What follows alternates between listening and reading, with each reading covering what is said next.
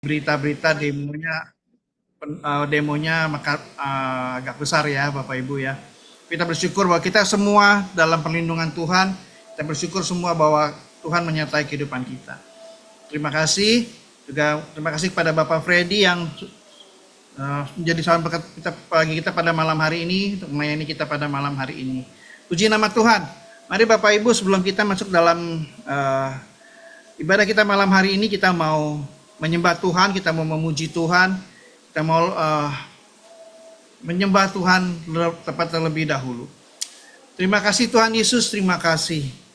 Bapa yang baik, kami bersyukur kepadamu Tuhan, kalau pada saat malam hari ini Tuhan, kembali Tuhan, satu kesempatan yang terindah bagi kami boleh datang kepadamu, memuji, memuliakan Engkau Tuhan. Terima kasih Tuhan, walaupun saat ini kami berjauhan Tuhan, tapi kami percaya bahwa Engkau hadir di tengah-tengah ibadah kami Tuhan. Terima kasih Tuhan, terima kasih. Kami memuji-Mu, kami mau menyembah-Mu Tuhan. Terima kasih Tuhan Yesus, terima kasih Tuhan, terima kasih. Haleluya Yesus, haleluya, haleluya, haleluya. Terima kasih Tuhan, terima kasih.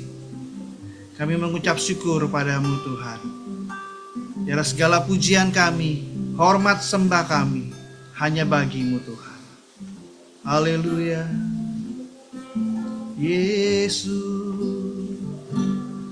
Haleluya.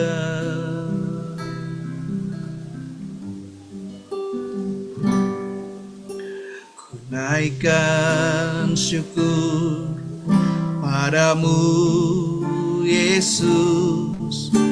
Ku sembah sujud kepadamu Tuhan, di hadapan tata kemuliaan-Mu, ku tinggikan, ku agungkan selamanya. Kami naikkan syukur bagimu Tuhan, naikkan syukur padamu Yesus. Ku sembah sujud kepadamu Tuhan, di hadapan tata kemuliaan-Mu, ku tinggikan, ku agungkan selamanya. Segala puji syukur bagimu, ku tinggikan namamu selalu. Kemuliaan hanya bagimu, terpujilah namamu. Mari kita naikkan pujian ini.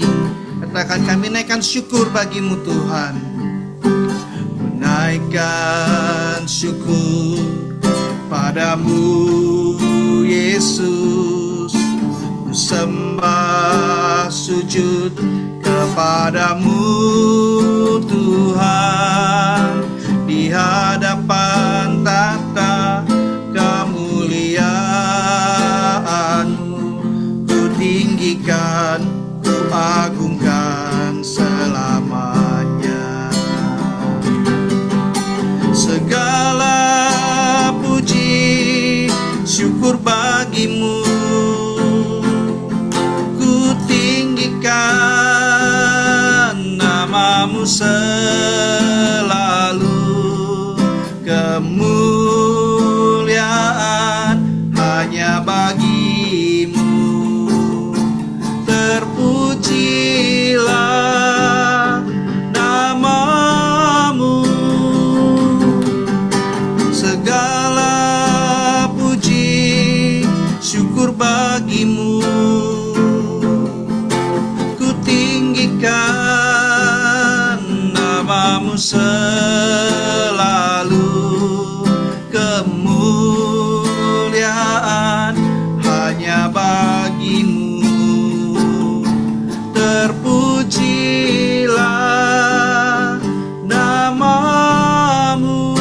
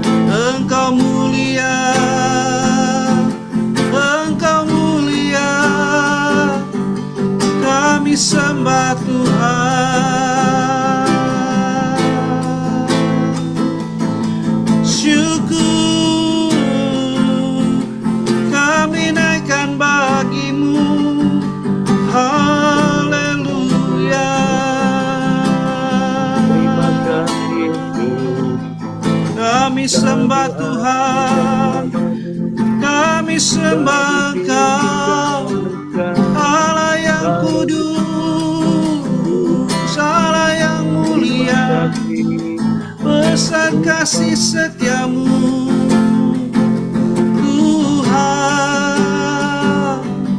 Haleluya.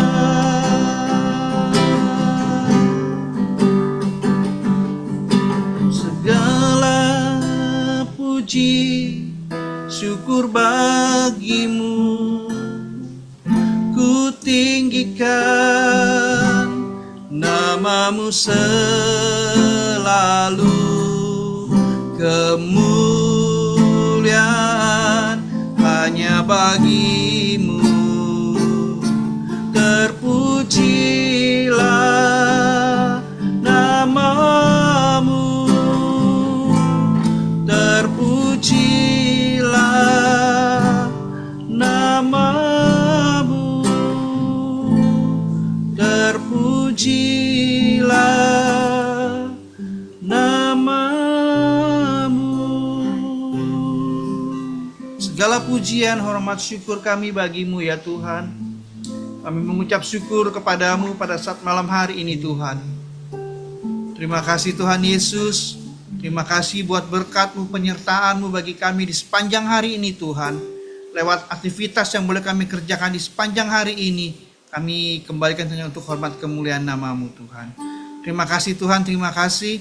Dan kami bersyukur kalau pada saat malam hari ini Tuhan, kembali Kau boleh kumpulkan kami di tempat ini, di dalam ibadah Zoom kami, ibadah forum keluarga Mahanaim. Tuhan, kami serahkan ibadah kami ini ke dalam tangan-Mu ya Tuhan. Biarlah Engkau sendiri yang beracara dalam ibadah kami Tuhan.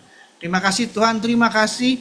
Dan sebentar lewat penyampaian firman-Mu Tuhan, Kau juga yang boleh menguatkan kami, Kau juga yang boleh terus menuntun kami ya Tuhan, untuk kami selalu pada dalam jalan-Mu Tuhan. Terima kasih Tuhan, terima kasih. Berkati hamba-Mu sebentar yang akan menyampaikan firman-Mu Tuhan bagi kami Tuhan, Bapak Freddy ya Tuhan, supaya mengurapi dengan urapan daripada Roh Kudus-Mu Tuhan. Terima kasih Tuhan, terima kasih. Kami serahkan semua ini ke dalam tangan-Mu ya Bapa. Di dalam nama Tuhan Yesus, kami berdoa mengucap syukur. Haleluya. Amin. Saya serahkan kepada Bapak Budiman. Ya, shalom. Selamat malam semuanya. Damai Kristus dalam kehidupan kita semua pada malam ini. Puji nama Tuhan. Pertama-tama saya ingin mengucapkan minta maaf ya kepada semua Bapak Ibu yang mungkin berada secara tiba-tiba mengganti ibadah ya dari onsite kepada jadi online gitu. Karena keputusannya tadi malam ya, karena ada pertimbangan berbagai hal ya, satu lain hal. Jadi kami mengajukan ke Ibu Gembala semalam dan sudah disetujui sama Ibu Gembala, di mana yang tadinya kita ibadah secara onsite di gereja, jadi kita ibadah secara online via Zoom. Dan puji Tuhan, Ko Alung, sekali lagi saya terima kasih kepada Ko Alung yang tidak pernah bosan-bosannya bantu wadah FKM, sehingga ibadah FKM pada malam ini kita bisa berjalan dengan lancar. Puji nama Tuhan. Ya, malam ini saya juga terima kasih kepada Bapak Ibu yang sudah hadir, dan mungkin juga kaum muda, dari perwakilan kaum muda dan remaja yang ikut ibadah FKM pada malam ini. Ya, untuk pembicara kita pada malam ini adalah Bapak Freddy Andreas Freddy Pielor. Ya, mungkin Bapak Ibu, ya ini orang lama, orang lama tapi baru melayani kita lagi, dan puji Tuhan, Om Freddy juga nggak lupa sama Jemaat Mahanaim ya. Ini tadi saya cari-cari lagi, kalau masih ingat nih, masih ada makalahnya. Ya, kita pernah mengadakan Tahun berapa tuh? lokakarya di gereja ya. Tahun berapa itu? Tahun 2008 Om. Wah, Sudah 17 tahun yang lalu. Dan untuk realisasinya waktu itu perencanaan keuangan ya Om. Iya, Cuman betul. nggak tahu nih, udah 17 tahun apakah ini masih realis?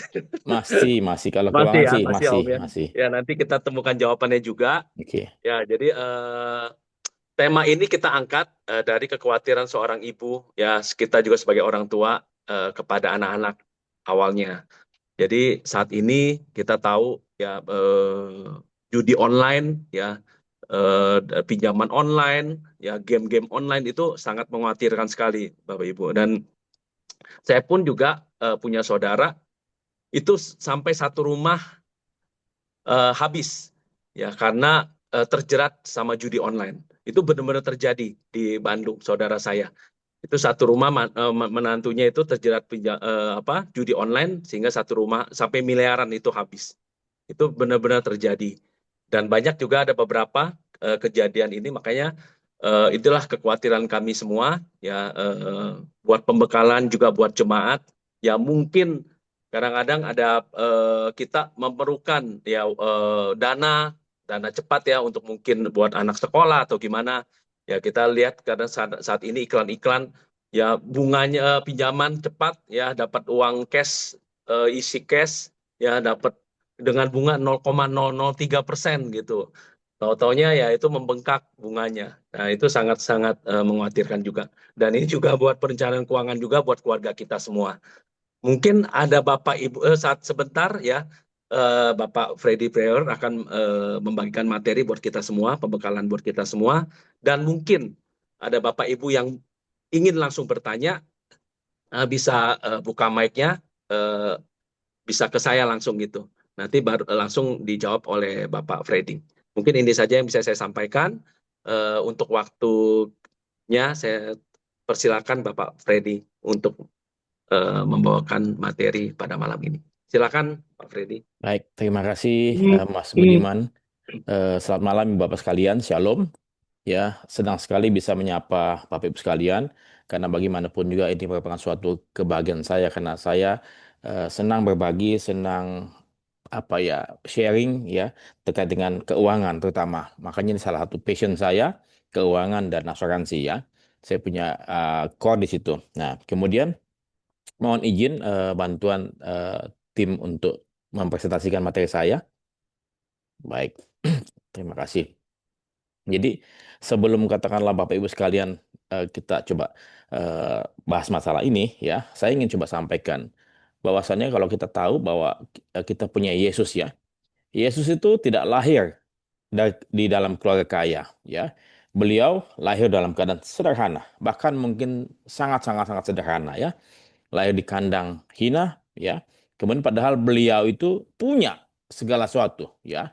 Bahkan Raja Salomo pun itu kan berkatnya dari Tuhan ya. Jadi saya pikir banyak paham-paham yang katakanlah mungkin di era perjanjian lama Taurat ya, itu banyak nabi-nabi, banyak orang kaya ya. Tapi setelah perjanjian baru ya, kita melihat siapa? Yesus sebagai figur utama ya. Yesus lahir dan hidup ya, bukan di keluarga kaya. Tuhan yang lahir sebagai manusia ya, hidup dalam keadaan sederhana. Bahkan mungkin saya pikir di bawah rata-rata kita ya. Mungkin pada waktu itu tidak ada, mungkin di situ tidak ada, kemudian sarana-sarana segala macam tidak ada ya. Jadi itu sebagai figur yang saya pikir kita perlu pertimbangkan ya. Saat ini banyak sekali ajakan-ajakan orang-orang yang katakanlah mohon maaf ya, ingin menjadi kaya cepat, ingin menjadi sukses dengan lebih cepat, tetapi tidak pernah ada ya suatu kejadian yang tiba-tiba seketika muncul. Nah ini yang saya pikir mungkin perlu kita sampaikan. Tapi kemudian saya pun juga ingin mengajak ibu bapak sekalian, kita tundukkan kepala ya. Saya ingin kita semua berdoa dalam hati untuk arwah Bapak Gembala dan juga saudara kita Yosef Purnama yang telah terlebih dahulu mendahului kita sesaat sebentar. Ya, mari kita berdoa.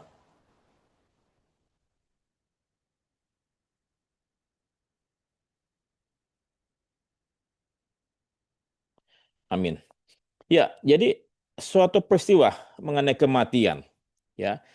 Kematian bukanlah sebuah akhir, ya, tetapi merupakan awal daripada perjalanan kita menuju pulang ke rumah Bapa, ya.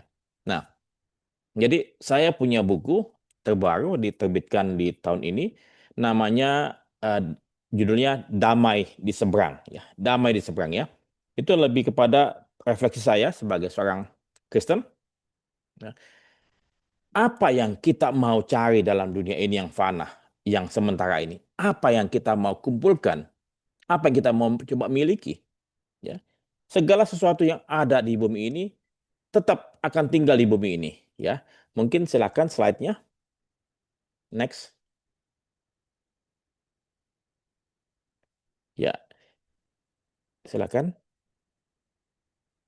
Ya, jadi ini tujuannya kita lewat saja. Monggo, silakan. Oke.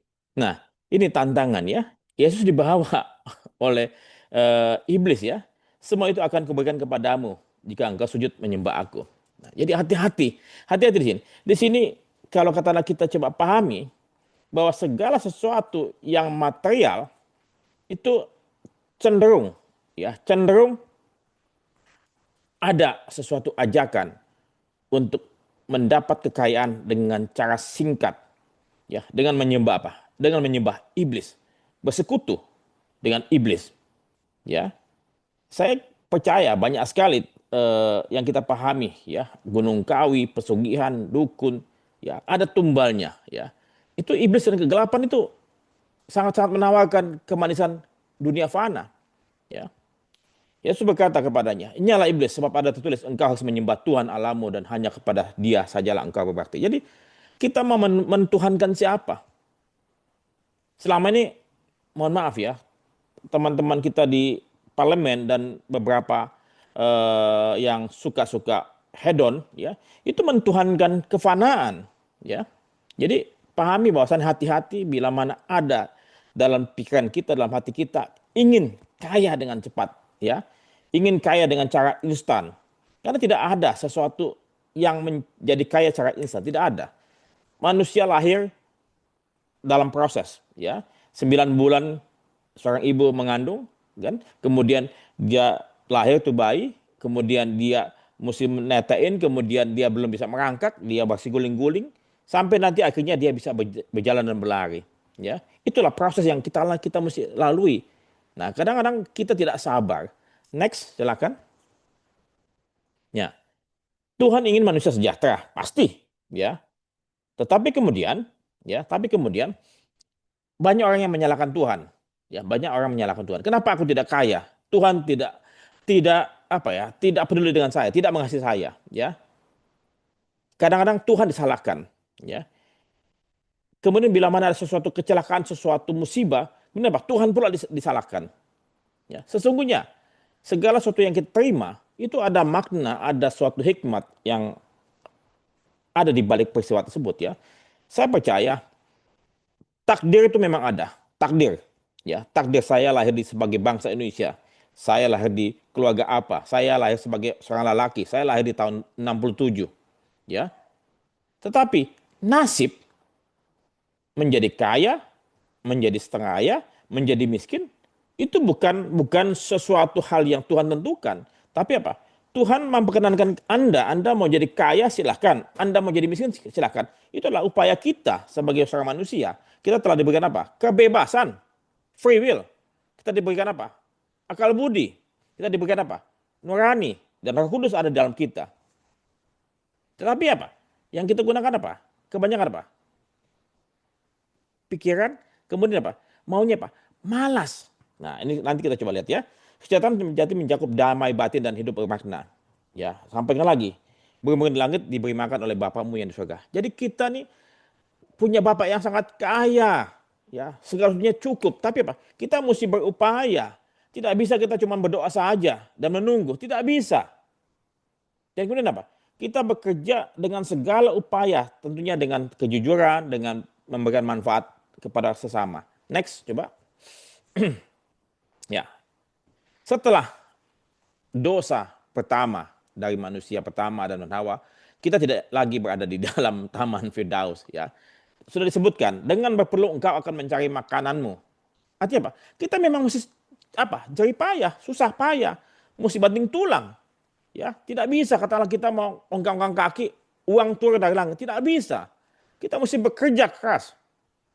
Jadi saya banyak berpikir kepada teman-teman yang di sana, kok mereka kaya, kok gua miskin? Ya lu makin malas dalam hati saya, gitu loh. Kamu nggak berusaha gitu loh. Ya. Di Tesalonika, sebab jika seseorang tidak mau bekerja, janganlah dia makan. Artinya apa? Kalau dia tidak mau kerja, nggak usah makan, nggak usah dikasih makan. Seperti yang kalau kita tahu bahwasannya cuan cia ya, kita mesti cuan dulu baru cia kan itu loh. Kalau dia nggak cuan, jangan cia dulu, ya. Lu mesti kerja dulu baru makan. Kalau lu makan dulu baru kerja, ya lu mendahului kan gitu loh. Itu udah paham apa? Suatu peribahasa yang bagus sekali dari bangsa Chinese ya. Cuan cia. Kita mesti bekerja keras dulu, baru makan. Kalau orang yang tidak mau bekerja, jangan dikasih makan. Apalagi kalau dia masih sehat secara fisik, ya, secara intelektual, tapi dia mengeluh, dia berapa, apa ya, putus semangat. Saya bilang ini anak muda baru usia sekian udah merasa tidak mampu. Saya bilang ini sakit mental, ya. Nah, siapa yang mencintai uang, ya, itu akan sia-sia. Ini bagus sekali Pengkhotbah 5. Itu semuanya mengenai itu, ya, mengenai uang, ya. Dan kemudian di 12-nya, enak tidurnya orang yang bekerja karena baik ya apa? Jadi apa? Orang yang bekerja itu pasti enak tidurnya. Kenapa? Karena dia memakan sesuatu hal hasil keringat dia. Tapi kalau dia tidak bekerja dan kemudian nyolong, dia tidak akan enak tidur. Nah, ini kasus yang katakanlah saat ini terjadi ya. Ya, kayak si Dwi Hartono ya. Dia motivator katanya ya. Kemudian dia bertemu dengan pejabat-pejabat. Ternyata apa? Dia pembunuh kepala cabang sebuah bank BUMN kan? Begitu. Ini kenapa? Ini karena hedonisme ya, gaya hidup, mau pamer. Seperti kita lihat Indra Kents, ya, Indra Kents binomo dan segala macam. Kemudian dapat first travel, terlihat mewah di sosial media. Saya bilang itu palsu semua. Kalau orang kaya sesungguhnya tidak pernah memamerkan apapun yang dia miliki, tidak pernah show off di sosial media. Coba mana pernah ada orang kaya yang seperti Jarum Group, ya, kemudian Gudang Garam atau siapapun yang kaya raya, keluarga Prayogo, siapapun yang kaya raya, mana dia pernah show off, ya? Yang show off itulah orang-orang yang mohon maaf ya punya sakit mental. Saya terus saja beberapa kali ketemu dengan teman-teman saya yang saya anggap dia sebagai sahabat saya tegur mereka, ya. Kalau kamu mau mempertunjukkan kekayaan kamu, saya pikir janganlah. Kenapa? Kamu tuh di atas kamu masih banyak lapisan-lapisan langit, ya. Kamu tuh langit kan cuma dasar gitu loh. Katakan misalnya dia, lu punya cuma 10 miliar, masih banyak orang yang punya belasan, puluhan, ratusan, bahkan triliunan.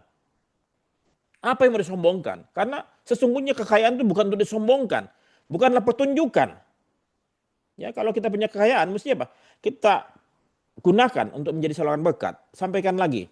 Maka janganlah kau katakan dalam hatimu, kekuasaanku dan kekuatan tanganku lah yang membuat aku menjadi kaya. Ini kesombongan manusia. Tidak ada yang katakanlah kita punya semua itu hasil kita, tidak ada. Semuanya lah dari Tuhan. Bukan kita punya. Bahkan apa? Nafas kita pun bukan kita punya. Apalagi cuma benda-benda itu. Itu pahami semua. Jadi janganlah kita sombong. Ini gue punya kekayaan. Sebentar lu mati selesai nasib lu. Ya, buat apa kita punya duit puluhan, ratusan miliar ataupun triliunan? Kalau besok lu mati selesai. Ya. Perumahan-perumahan orang upahan.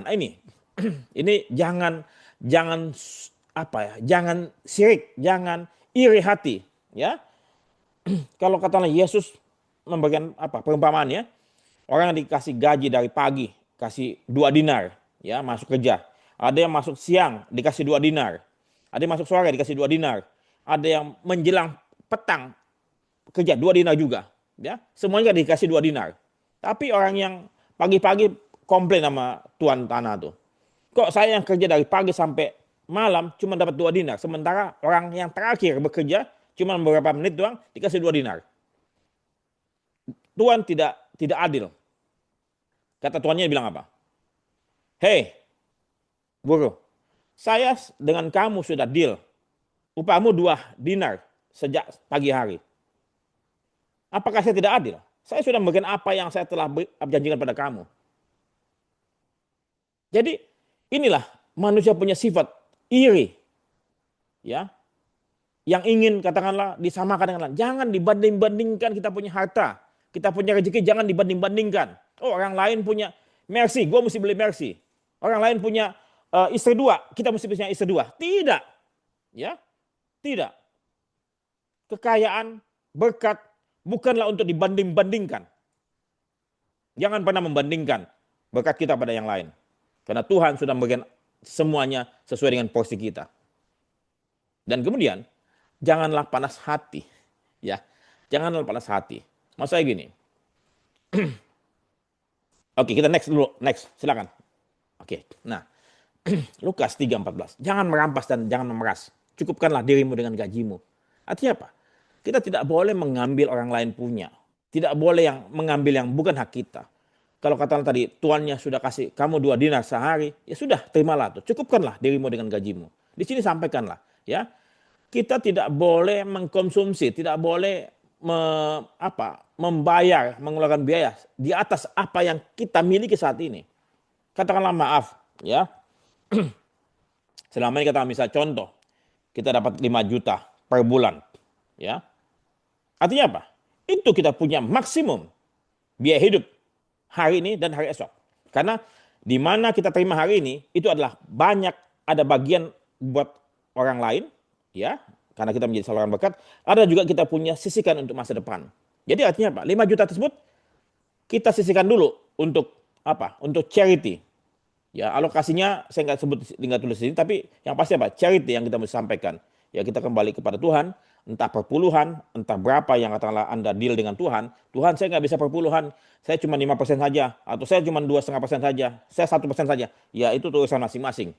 Ya, tapi kalau katakanlah biasanya semuanya, ya mohon maaf sekali, perpuluhan memang ada tertulis di Bible, ya.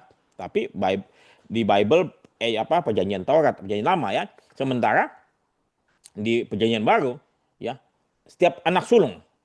Jadi artinya apa? Anak sulung itu artinya kita mesti berikan dulu kepada Tuhan. Setiap rezeki yang kita terima, kita mesti dahulukan kepada Tuhan. Ya, kepada orang tua kita, kepada sesama kita yang membutuhkan, ya banyak sekali. Jangan membantu orang lain yang di luar sana jauh-jauh sekali di negara lain. Di depan mata banyak sekali orang yang susah. Orang tua kita, saudara kita, ya tangan kiri kanan kita, itu yang kita mesti lihat terlebih dahulu. Seringkali semut di seberang lautan terlihat, tapi gajah di pelupuk mata tidak terlihat. Inilah orang-orang Indonesia, ya, sombong memberikan bantuan kepada negara-negara jauh, tapi negara sini sendiri masih banyak yang susah. Ya, habis apa? Difoto lagi, show off, ya, dipamerkan lagi. Jadi apa? Kalau katakanlah kita menjadi saluran berkat, janganlah kita sombong. Apa yang diberikan tangan kirimu, jangan diketahui oleh tangan kananmu. Sebaliknya juga demikian, ya. Sebab itu, hidup itu lebih penting daripada makanan dan tubuh itu lebih penting daripada pakaian. Jadi, apa yang kita masukkan ke dalam tubuh, itu sesungguhnya apa? Karena kita terlampau banyak khawatir, ya besok saya makan apa. Tapi sebetulnya kita cukup makan 1 piring saja setiap hari kok. Makannya pun juga jangan banyak-banyak, ya, jangan makanan Padang ataupun makanan seafood terus-menerus, ya. Lama-lama Anda menimbun sakit, ya. Jadi makannya yang sederhana, ya. Kita terlampau, mohon maaf ya, terlihat mentereng lah. Ya, pengen lihat orang lain makan apa, kita pengen makan apa. Nggak usah. Habis itu tubuh juga, ya. Kita pengen ini, kalau Anda lihat, ya, makanya saya sengaja pakai baju ini nih. Baju ini adalah baju yang saya pakai 17 tahun yang lalu di Mannheim, ya. Jadi baju inilah suatu baju yang saya pertahankan, saya masih simpan, ya. Kemudian sebab apa? Baju itu masih bisa tahan lama, ya. Jadi kadang-kadang kita sendiri yang lebih banyak membeli, habis itu kita bingung taruh di mana, lemari kita nggak cukup. Mungkin kita simpan di gudang. Asal ada makanan dan pakaian cukuplah. Oke. Nah, kalau katakan misalnya tadi, ya, kita kebanyakan bekerja, kita kebanyakan khawatir, kemudian kita seakan-akan menjadi serakah, kita mengumpulkan segala sesuatu, ya. Kemudian apa? Padahal kita cuma makan apa sih yang kita makan? Nasi sedikit, apalagi sudah menjadi tua, ya. Nasi pun ditakar, ditimbang, jangan sampai ada karbonnya terlalu banyak, ya. Habis gulanya pun juga dilihat, jangan sampai, saya termasuk diajarin anak saya, Papa, tolong Papa kalau mau beli makanan atau beli minuman, tolong lihat dia punya ingredients ataupun kandungannya. Kalau ada gulanya di atas 10, jangan beli. Jadi akhirnya saya paranoid juga. Lihat, ya, ini gulanya berapa, ya. Saya nggak mau menimbun gula, ya. Jadi ini untuk kita sehat juga kan gitu. Jadi makanan, pakaian cukuplah. Artinya apa? Kita nggak perlu Mercy loh, ya. Nggak perlu Mercy, nggak perlu Alphard, nggak perlu Densa, ya. Mungkin kalau katakanlah misalnya kita cukup dengan pakai, mohon maaf ya, saya pakai merek tertentu, ya. Saya waktu itu pakai Kijang waktu selama kerja, ya. Kemudian setelah saya pensiun, saya pakai Avanza. That's fine. Itu bahagia saya. Kalau katakan saya bisa contoh konglomerat yang saya kenal, yang punya pabrik Asahi Mas, yang punya Rodamas, yang punya beberapa pabrik lah ya, kaya raya, yang Sasa dia punya ya. Dia apa? Dia pakai mobil apa? Mobil Panther. Mobil Panther loh. Ya, sementara dia punya anak buah yang presiden segala macam, itu dikasih Camry kalau tidak salah. Saya bilang tanya sama beliau di sana, Pak, kenapa Pak pakai Panther? Ya, gua demen aja. Kenapa? Kalau gua masuk gang lewat gang segala macam, gua nggak takut. Di baret pun nggak apa-apa kan gitu loh. Siapa yang mau nyolong kaca spionnya Panther kan? Gitu loh. Jadi gua lebih tenang, gua bahagia. Jadi dia punya ukuran bahagia, itu dia. Nah, jangan sampai kita merasa bahagia kalau kita sudah pakai Mercy. Tidak akan cukup. Ya, saat ini mungkin Anda pakai sepeda motor, Anda bahagia, ya. Tapi setelah lihat orang lain pakai mobil, Anda punya diri merasa miskin. Anda pengen beli mobil, ya. Kemudian setelah punya mobil Jimny, Anda lihat orang lain pakai Camry, Anda pengen Camry juga. Nggak ada habis-habisnya, nggak ada habis-habisnya, ya. Oke, next. Nah, barang siapa setia dalam perkara kecil, ia juga setia dalam perkara besar. Dan barang siapa tidak setia, ya. Jadi berkat itu awalnya adalah kejujuran, ya. Jadi kalau katakan kita mau dapat berkat, kita mau dapat kekayaan yang baik, ya, kita jujur, bekerja di mana saja. Berbisnis mesti jujur, ya. Kenapa? Saya percaya karma itu ada. Ya, alam semesta itu sangat-sangat gitu, sangat presisi mencatat segala macam tindakan kita. Bahkan yang orang lain tidak tahu. Tapi alam semesta dan Tuhan dan kita lah yang tahu. Dan kita tidak akan pernah jujur, tidur dengan tenang. Kalau kita bekerja dengan merampas, mengambil orang lain punya. Ya, kayak tadi misalnya siapa si DH itu kan. Dia sebenarnya orang kaya, baik sebenarnya. Tapi kemudian apa? Dia terlampau hedon. Dan akhirnya apa? Gaya hidup dia menghabiskan uang. Akhirnya dia pinjam dari bank-bank tertentu. Akhirnya apa? Udah selesai. Dan dia ditagih dan dia apa? Membunuh, ya, sampai membunuh orang lain. Ya, karena apa? Karena harta, karena apa? Kefanaan, karena material. Ya. Oke, next. Oke.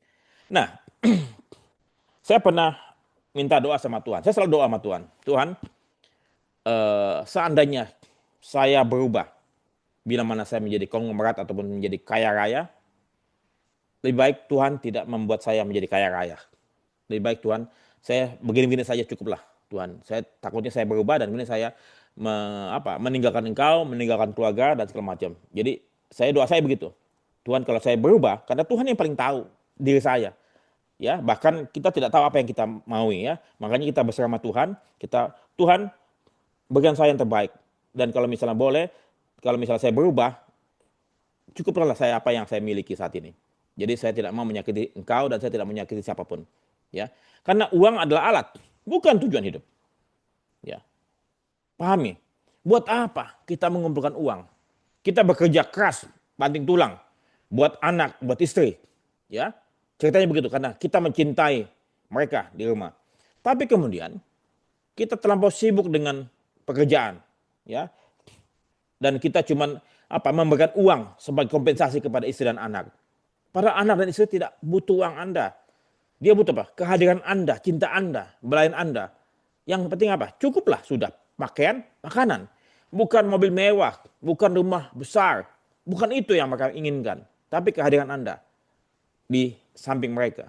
Pada waktu mereka tumbuh, dari anak-anak menjadi remaja, remaja jadi pradewasa, dewasa menjadi orang tua. Seringkali kita saya cinta, saya kerja keras buat anak istri saya, tapi kita mengabaikan kita punya kewajiban lain. Kita cuma cari uang saja, karena uang tidak bisa menggantikan kehadiran kita. Uang tidak bisa menggantikan kita punya pelukan kita kepada anak-anak kita. Jadi sekali lagi, uang adalah alat, bukan tujuan hidup. Ya, jadi buat apa kita ngumpulkan semua? Cinta, uang, menggeser fokus pada Tuhan. Betul. Jadi saya punya strategi supaya saya tidak fokus pada uang. Uang tersebut saya jauhkan dari diri saya. Artinya apa? Saya cari bank yang dulu tidak ada ATM-nya. Ya, dulu yang tidak ada ATM-nya, ya. Saya bikin rekening yang tidak ada ATM. Sehingga apa? Uang tersebut masuk, kemudian saya anggap itu tidak ada. Ya, atau bisa saja Anda punya uang, kemudian Anda konversikan ke logam mulia.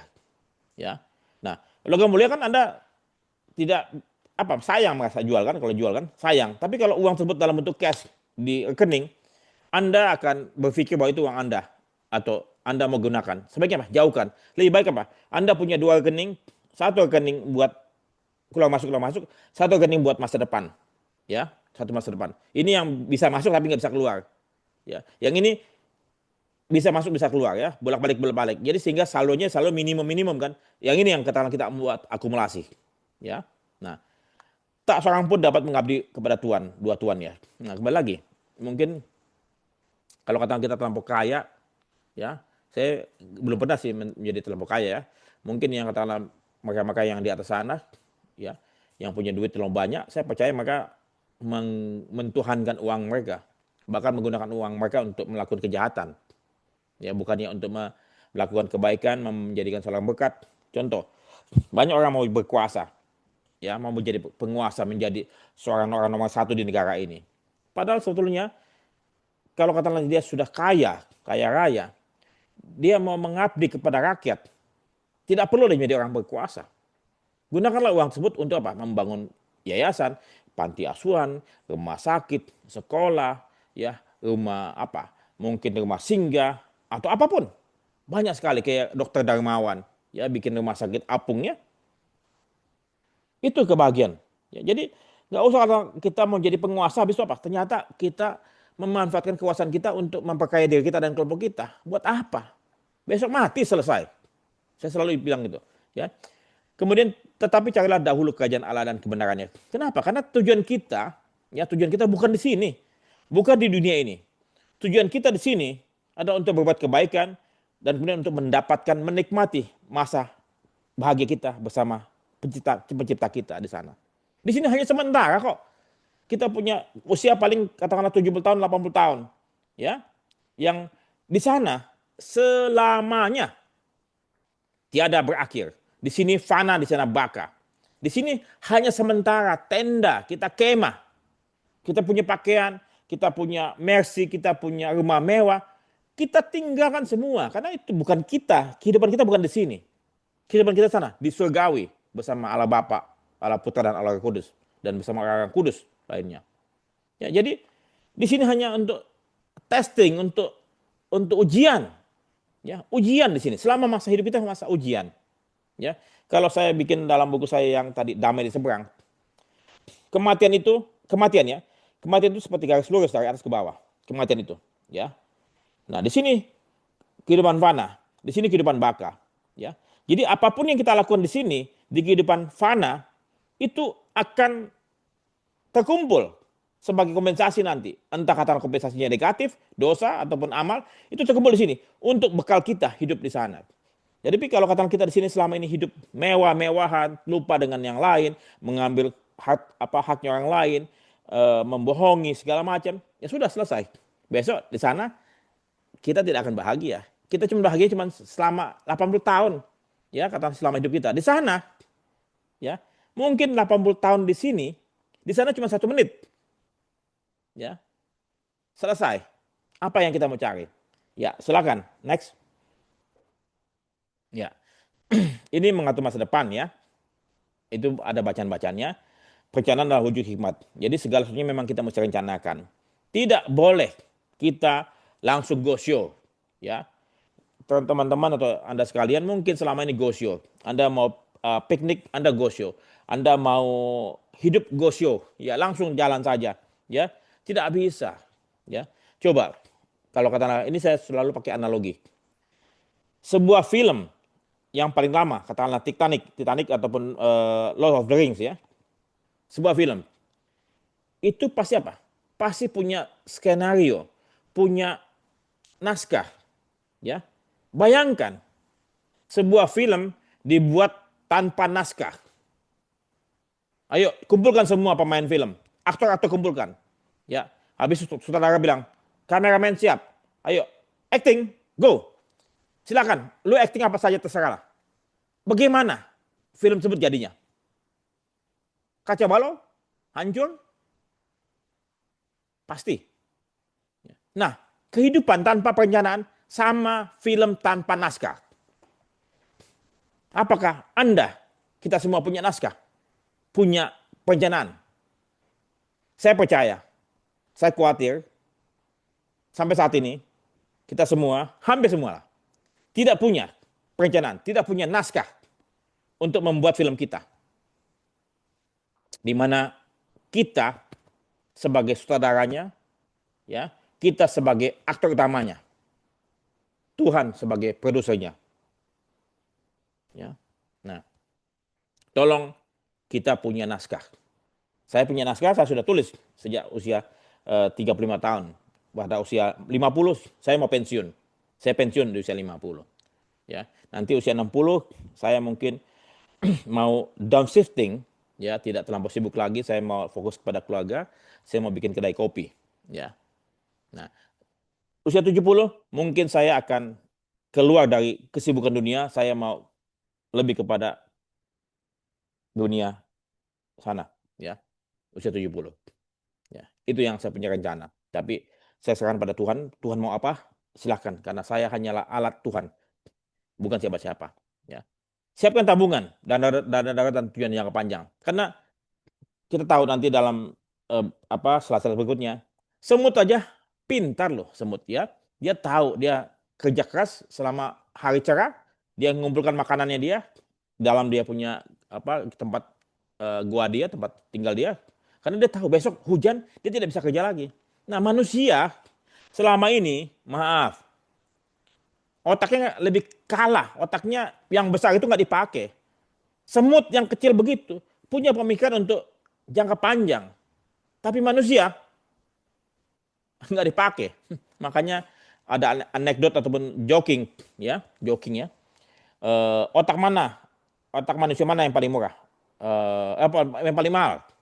Ya, Indonesia, Jepang, Amerika. Ya, waduh, orang Amerika pasti otaknya sering dipakai, jadi lebih murah. Jepang lebih banyak lagi dipakai, lebih murah lagi. Wah, ini Indonesia nih, katanya paling mahal. Kenapa? Karena jangan dipakai otaknya, masih fresh ya. Jadi begitu ceritanya. Ya, oke.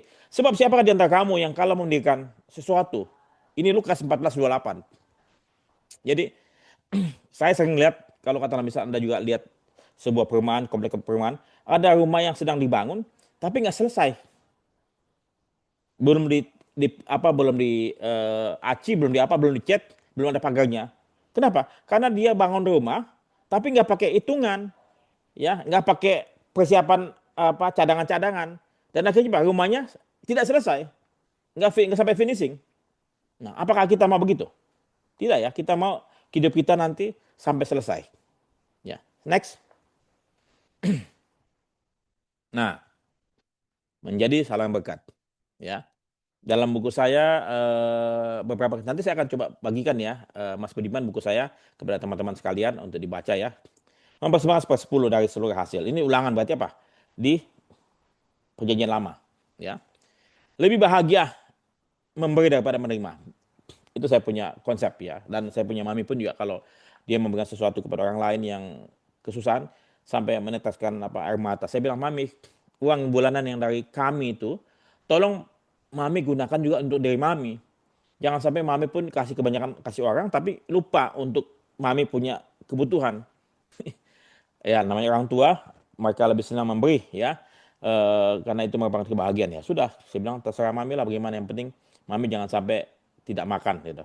Ya. Jadilah saluran kasih dan pertolongan Tuhan. Jadi janda miskin itu, nah itu Markus 12:42 ya. Kan ada perumpamaannya, seorang janda memberikan 2 tile, ya, sementara orang kaya memberikan mungkin berapa ratus tile, ya.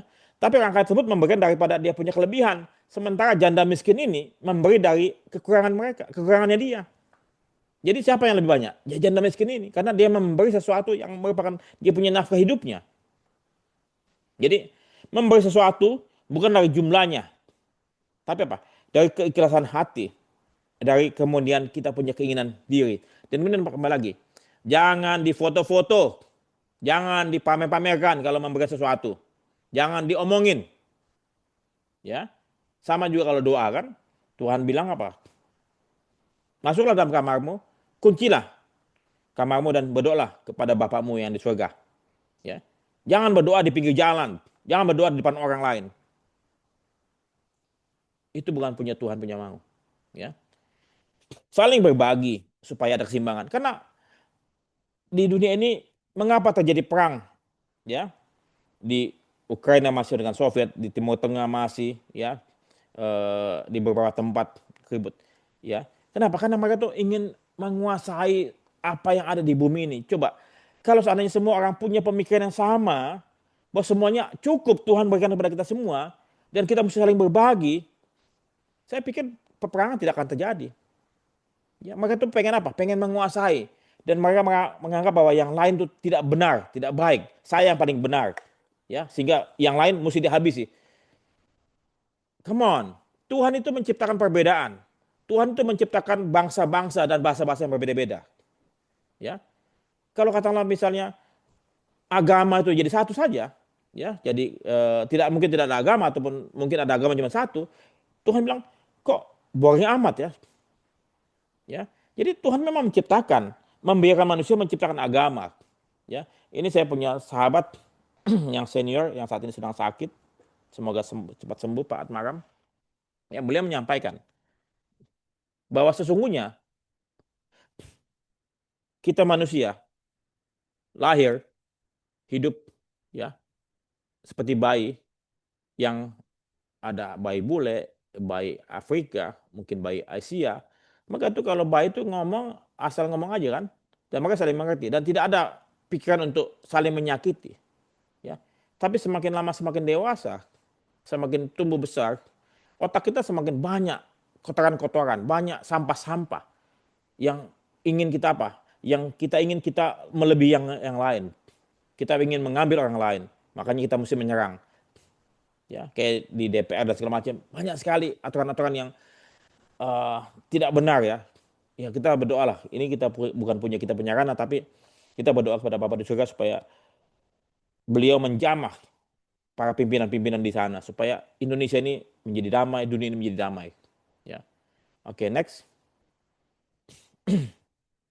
Nah, judi dan uang instan. Jadi mengapa judi? Karena mereka tuh apa? Ingin cepat kaya, ingin mereka mendapatkan kekayaan tanpa bekerja keras. Mereka ingin mengambil kekayaan orang lain, mempertaruhkan kekayaan dia, ya, mempertaruhkan dia punya aset yang kerja keras dia untuk mengambil aset orang lain dengan cara permainan tersebut dengan cepat. Come on, kalau Anda berjudi, artinya apa? Anda ingin kaya dengan cepat. Dan kemudian Anda tidak bisa mengalahkan bandar. Tidak akan bisa. Ya, Anda lah yang akan kalah dan Anda lah yang akan miskin. Padahal kita apa ya? Kita berusaha untuk bekerja keras, kita menabung. Dan kemudian apa? Kita habiskan begitu saja. Dan judi ini suatu penyakit masyarakat, suatu penyakit yang apa ya? Cancer, mungkin stadium 4 ya. Ada di sekitar kita. Mungkin tetangga kita, mungkin kita punya sahabat ataupun kerabat. Saya sendiri punya cerita, saya punya paman. Saya punya paman, pelaut, punya rumah mewah, punya beberapa rumah, punya beberapa mobil, punya usaha kapal ikan, penangkap ikan. Ya. Di usia tuanya dia tuh usaha dari pelaut udah kumpulkan banyak uang. Di usia tuanya dia suka apa? Suka hobi judi. Hasil apa? Dia punya aset hilang satu persatu. Mobil hilang, kapal hilang, rumah ini tempati yang mewah itu hilang, dia jual, dia beli yang lebih kecil lagi. Masih belum beres juga, masih judi lagi. Yang tadi itu dijual lagi, dia beli yang lebih kecil lagi. Alhasil apa? Ribut sama pasangan, anak-anak pun juga ribut. Dan apa yang terjadi? Penyesalan. Mau dikembalikan lagi? Tidak bisa. Makanya sekali-sekali jangan pernah menyentuh judi. Jangan. Ya, di Amsal 13:11. Jangan. Kenapa? Karena judi itu pengen cepat kaya. Kalau katakanlah kita mau cepat kaya, jangan pernah. Kenapa? Itu karena melanggar eh, Tuhan punya perintah. Karena kita dibilang apa? Kerja keras lah. Ya. Bangun kekayaan lewat kerja keras dan tanggung jawab. Amsal 28:22. Jangan pernah. Uang instan, pinjaman online. Ini uang instan ya. Mau pinjam online. Buat apa? Pinjaman tuh ya. Meminjam sesuatu dari siapapun itu. Artinya apa? Kita mesti kembalikan. Sama halnya kalau katakan kita pakai kartu kredit. Ya jangan bilang kartu kredit itu uang apa cuma-cuma. Enggak, kita pakai kartu kredit kita mesti bayar uang apa utang kita di akhir bulan. Jangan pernah nganggap itu kartu kredit itu kita punya uang tambahan. Bukan, itu pinjaman yang kita mesti selesaikan kembali pada akhir bulan. Ya. Banyak sekali teman-teman yang pakai kartu kredit lupa. Hasilnya apa? Berantakan kehidupan. Punya kartu kredit banyak sekali. Ya. Ada 10 20, ambil semua pinjaman, ambil itu duit. Buat dia apa? Buat apa uang tersebut? Buat gaya hidup. Bego banget. Bodoh banget ini. Salah ini otaknya nggak benar tuh. Ya, nggak tahu siapa yang ngajarin tuh. Ya, kalau kartu kredit itu dipakai untuk apa? Untuk dapat mencatat semua pengeluaran. Itu kartu kredit, ya. Dan kemudian apa? Menunda pembayaran. Itu kartu kredit. Tapi pada akhir bulan kita mesti punya uangnya untuk bayar. Bukan dicicil minimum. Ini lebih bego lagi. Ya. Kalau saya pakai kartu kredit ada, ya. Ada waktu masih bekerja punya 2 atau 3. Saat ini pensiun cuma punya 1. Itu pun langsung di debit di banknya. Jadi saya nggak perlu bayar lagi kan, jadi langsung di auto debit karena saya pikir tiap bulan saya paling belanja ini sekitar berapa juta, ya sudah langsung di auto debit ya. Jadi judi dan uang instan sudah tidak sesuai dengan ajaran Yesus. Next. Utang yang tidak perlu. Oke. Utang menjadikan kita buta finansial. Amsal 22. Hidup sesuai dengan kemampuan dan bentuk kebijaksanaan ya. Jadi gini. Boleh nggak kita berutang? Mungkin kalau sana utang menjadikan kita budak finansial. Saya pikir di era modern saat ini, saya sendiri pada waktu belum nikah, saya ambil utang, kredit kepemilikan rumah, KPR. Ya kenapa? Kalau saya mengumpulkan uang sampai uangnya utuh, katakanlah misalnya rumahnya 100 juta, ya 100 juta. Saya waktu itu ambil rumah 100 juta, 60 juta deh, 60 juta ya, 60 juta.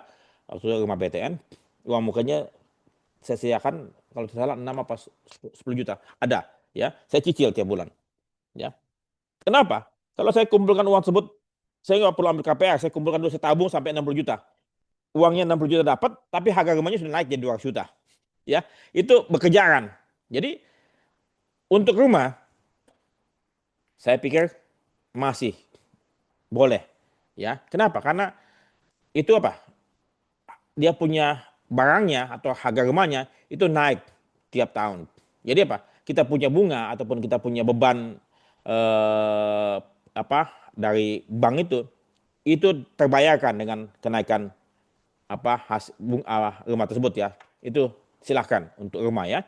Kemudian beli apa ngambil uang dari bank atau dari manapun itu boleh saja, tapi apa? Untuk membeli barang-barang yang produktif yang nilainya naik, ya. Kemudian pada waktu saya juga pernah sempat sekolahin saya punya rumah untuk ambil uang itu, kemudian apa? Uang tersebut saya pakai buat bangun tanah saya, ya. Karena tanah kan nggak bisa diagunkan, tapi rumah bisa diagunkan. Jadi saya surat rumah ini saya agunkan ke bank, saya ambil uangnya dari bank, kemudian apa? Saya bangun tanah yang saya miliki. Itu untuk hal yang naik ya, itu silakan. Ya, tapi pastikan tiap bulan kita mampu membayarnya. Kalau tidak, ya debt collector akan ada di depan pintu kita. Ya, pastikan tuh. Jadi jangan sampai Anda berutang tapi tidak mau bayar. Ya, banyak sekali teman-teman yang ambil utang, kabur ya, mungkin juga yang kasus ini ya, yang kepala cabang bank pemerintah ya, BUMN sebutkan itu juga sama ya, mungkin dia terbunuh karena kebuka terkuak ternyata ini fake ya ataupun penipuan ya. Oke, silakan. Next. Oke. Ini sehari peretasan per bulan. Jadi gini, kalau saya ya menabung mungkin bagi teman-teman yang lain itu sangat sulit. menabung. Sulit banget. Saya bilang, siapa yang bisa menabung? Yang angkat tangan cuma 1, 2, 3 orang saja menabung. Oke, kamu menabung berapa persen? Dibilang 10%. Bagaimana kamu punya konsep menabung? Eh, saya menabung terlebih dahulu, ya, sekarang saya punya target 10%. Saya gaji 5 juta, saya tabung dulu 500 ribu, 4,5 jutanya saya cukupkan untuk saya punya hidup sampai gajian bulan depan. Saya bilang, top. Artinya apa? Mengapa kita tidak bisa menabung? Karena selama ini kita menabung apa? Dari sisa. Ya, kita belanja dulu, kita konsumsi dulu. Kalau ada sisa, kita nabung. Itu konsep yang keliru. Mestinya apa? Kalau menabung buat masa depan, itu apa? Mestinya disisihkan terlebih dahulu. Disisihkan terlebih dahulu, katakanlah 10-20% buat masa depan. Sisanya dicukupkan sampai gajian bulan depan. Mengapa? Kalau katakanlah kita menabung dari sisa, analoginya apa? Kita punya masa depan di sana adalah sisa-sisa hari ini. Itu konsepnya. Akankah kita bahagia melihat masa depan kita hanya sisa-sisa hari ini? Kita nabung dari remah-remah makanan yang kita tidak makan. Sesungguhnya tidak ya. Kita punya masa depan, kita mesti rancang.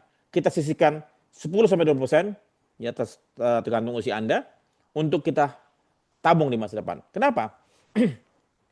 Karena Anda tidak boleh bergantung hidup kepada belas kasihan orang lain. Saya sendiri, saya punya channel di YouTube channel Opa Mapan. Tolong dicatat ya, Opa Mapan ya di YouTube channel ya. Itu saya punya janji ya kepada diri saya bahwa saya tidak boleh minta-minta kepada anak saya. Saya tidak boleh meminta belas kasihan pada anak saya. Saya tidak mau. Ya, saya harus tetap mandiri sampai saya usia tua, sampai saya meninggal dunia. Oleh sebab itu, Pak, rancanglah hidup Anda. Jangan habiskan apa yang Anda miliki saat ini setiap bulan untuk masa depan Anda sisihkan. Ya. Kenapa? Karena anak-anak kita nanti punya juga tanggung jawab terhadap kita punya cucu-cucu. Ya. Kalau katakan kita menjadi beban anak kita tuh jadi generasi sandwich kan. Kita jadi beban di sebelah kanan, anak-anak dia di sebelah kiri. Kasihan.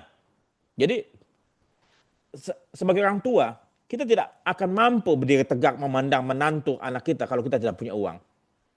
Kalau kita hidup dari belas kasihan mereka. Kita hidup dari apa yang mereka berikan pada kita. Kita akan nunduk kepala. Saya tidak mau. Saya tetap mau berdiri tegak di hadapan mereka semua bahwa papa masih punya income, papa masih punya uang. Walaupun tidak banyak, tapi papa tidak mau minta-minta dari kalian. Tapi kalau kalian mau memberikan, kalian punya bakti kepada orang tua kalian, jangan ke papa, cukup ke mama saja. Karena orang tua laki-laki pantang meminta uang kepada anak-anak. Karena anak-anak jadi orang tuanya kepada perempuan saja kan. Saya tidak mau. Jadi saya hingga saat ini pun juga saya tegaskan kepada saya punya anak-anak dan menantu saya. Saya punya menantu sudah 2, ya. Saya punya cucu 2. Saya bilang kepada mereka semua, papa dan mama tidak akan membagikan warisan kepada kalian sampai papa mama meninggal dunia. Ya. Kecuali ada orang tua yang punya uang banyak sekali, ya katakanlah 100 miliar, anaknya mau dikasih masing-masing 10 miliar, dia tinggal 70 miliar, cukup kan? Tapi kalau uangnya pas-pasan, jangan dibagi-bagi. Karena warisan bukanlah hak anak-anak, tapi adalah bonus dari orang tua. Ya, kapan dibagikan? Saat keduanya meninggal dunia, baru dibagikan. Biarlah anak-anak tersebut bekerja keras, mencari mereka punya rezeki, mereka punya nafkah. Kalau Anda mau bantu, kasihlah uang muka rumah. Dan dia akan mencicil dari gajinya untuk membangun rumah. Untuk membayar cicilan rumah tersebut. Supaya apa? Supaya mereka mesti paham bahwa mereka mesti berkeringat. Jadi banyak orang tua juga yang memanjakan anak-anaknya. Mereka tahu bahwa mereka susah, tapi mereka tidak mau anak-anak mereka susah. Janganlah terlalu memanjakan. Kalau misalnya suatu ketika nanti ada anak-anak kita yang tidak mampu mandiri dan masih bergantung hidup padahal dia sudah dewasa usianya dan sudah punya keluarga sendiri, siapa yang bersalah? Orang tua yang mendidik anak yang terlalu manja. Ini kejadian waktu saya berbagi di GKI Bogor. ada pengusaha kaya raya, anaknya yang paling tua tidak bisa bekerja sama orang lain, tidak mampu. Kenapa? Terlalu manja. Akhirnya minta uangnya sama orang tuanya. Selesai. Orang tuanya meninggal, ya sudah selesai. Dia tidak bisa mampu berdiri di kaki sendiri. Padahal otaknya ada, mukanya cakep, ya di sekolahin tinggi, tapi mentalnya clear. Ya, jadi tolong perhatikan juga, jangan sampai kita sebagai orang tua salah mengajar anak mengenai keuangan, karena bagaimanapun juga anak adalah masterpiece. Anak adalah obligasi, bukan investasi. Ya, jadi jangan sampai kalau kita sebagai orang tua, lu kan gue sekolahnya S3 sampai ke Harvard. Jadi lu setiap bulan mesti kasih ke gue 10 juta. Anak tuh bukan investasi. Anak adalah obligasi. Kewajiban orang tua kepada anak adalah sampai dengan pendidikan. Ya, sampai sesuai dengan kemampuan pendidikan. Next. Oke. Investasi bukan dosa, tapi harus sesuai dengan pengetahuan dan kemampuan. Anda, kita semua harus berinvestasi. Tapi pahami dulu investasinya. Ya, banyak orang yang bilang sama saya, Pak, bagaimana apa investasi saya yang paling bagus buat saya? Saya tidak tahu. Saya mesti pahami dulu Anda. Karena investasi itu seperti kita mau menjahit baju, ya. Usi diukur dulu ukuran badannya, pinggangnya segala macam, diukur dulu. Benar Pak? Baju ini mau pakai di kemana? Mau pakai pesta atau di rumah atau dinas atau apa? Kemudian warnanya warna apa? Ya, motif-motif apa? Jadi investasi buat satu dengan yang lain itu beda-beda. Ya. Jadi banyak sekali saat ini orang yang tertipu dengan investasi bodong. Kenapa? Karena goblok. Karena mau gampang ditipu, gampang diiming-imingin. Ini investasinya bunganya 20% sebulan. Saya bilang, mana ada bunga ataupun return yang dikasih begitu tinggi. Ya, kenapa? Dia serakah lagi. Jadi investasi bodong, ya, itu saya analogikan orang pintar yang serakah, ya, orang pintar yang serakah membodohi, ya, membodohi orang yang serakah tapi bodoh, ya. Jadi ini sama-sama serakah tapi ini culas, ini goblok. Jadi akhirnya apa? Kalah dia. Makanya hati-hati. Tidak ada investasi yang bunganya sangat fantastis. Tidak ada, ya. Kita berbisnis saja, kayak misalnya tadi Mas Budiman, berbisnis jualan beras, ya, kan keuntungannya kan bisa tertakar kan, mungkin nggak 10% setiap bulan, kan nggak ada 10% setiap bulan, nggak ada. Kalau yang paling tinggi mungkin restoran, tapi kerja keras, ya. Tapi kalau katakanlah misalnya deposito 2, 3, 4, 5%, reksadana mungkin 5, 6%, saham kalau Anda jago mungkin bisa 10%. Bisa 15%. Kalau Anda trading jago, tapi ya namanya saham bisa untung bisa rugi kan. Anda tidak mungkin yang trader itu untung terus, tidak mungkin. Pasti akan ada ruginya. Ya. Tapi kalau siapa yang maestro Warren Buffett Indonesia, dia punya uang, dia taruh situ, sabar aja dia nunggu, nanti naik lagi kok. Secara umum dia pasti untung, tapi ada juga dia punya sahamnya rugi. Jadi artinya apa? Investasi bukan dosa. Anda mesti pelajari lebih dahulu bagaimana berinvestasi. Kalau saya sendiri investasi dari usia 40, ya. Beberapa investasi yang secara umum properti pasti naik, ya harganya, ya properti harga pasti naik, tapi tentukan tetap lokasi di mana, ya. Kalau yang banjir dan segala macam itu berbahaya, itu properti. Kemudian logam mulia. Ya, logam mulia saat ini saya ingat tahun 2007 ya. Saya ingat waktu saya beli LM 100 gram ya. Pada waktu harganya apa? 10.700.000, ya, 10.700.000, 100 gram. Sekarang sudah 185 juta sampai 190 juta, ya. Tapi saya sudah jual. Jadi begini ceritanya. Saya beli LM, kemudian pada waktu saya bangun rumah atau beli rumah, saya jual tuh LM-nya, saya jadikan rumah, ya. Jadi saya cara nabungnya begini, ya, atau investasi begini. Tadi ada 2 rekening, ini rekening keluar masuk, ini rekening buat nyimpen. Kalau sudah cukup besar, saya konversikan ke logam mulia. Ya, kalau taruh di bank, ya, itu bunganya berapa? Kecil, saya konversikan misalnya beli cukup 50 gram, udah beli 50 gram. Saya konversikan logam mulia. Habis dapat logam mulia, uangnya cukup buat beli rumah, saya jual tuh logam mulia, saya beli rumah. Ya, entah DP-nya segala macam. Jadi dari tabungan biasa ke logam mulia baru ke properti. Ya, jadi itu caranya saya lakukan investasi. Ya, tapi kemudian Anda mesti belajar juga bagaimana berinvestasi dengan baik. Hindari spekulasi dan iming-iming kaya instan. Ya, jadi jangan sampai kembali lagi. Kalau katakanlah kita mau kaya instan, kemungkinan besar akan terjebak. Jangan pernah bilang, wah ini Pak, mumpung masih terbuka Pak. Ini ya, tergesa-gesa ya. Investasi bodong ciri khas yang pertama apa? Ya, ciri khas. Waktunya terbatas. Ya, waktunya terbatas. Itu investasi bodong. Ya. Ini apa? Investasi ini baru berumur jagung. Ya, katakanlah dia baru buka PT-nya mungkin 1 tahun, 2 tahun, 3 tahun ya. Pasti bentar lagi tutup tuh. Biasanya investasi bodong tuh 5 tahun tutup pasti. Ya. Ini apa? Nggak jelas taruh di mana uangnya. Wah, jati di sebuah kompleks perkebunan, ya, kurma, ya, habis itu bebek, ya, habis itu apa lagi, macam-macam lah. Dulu apa lagi tuh, yang kisar tuh, itu bullshit semua, ya. Jadi hati-hati dengan tadi investasi yang mengiming-iming yang tidak masuk akal. Kalau Anda terjebak berarti apa? Anda bodoh. Itu saja. Silakan next. Nah, ini bagus sekali.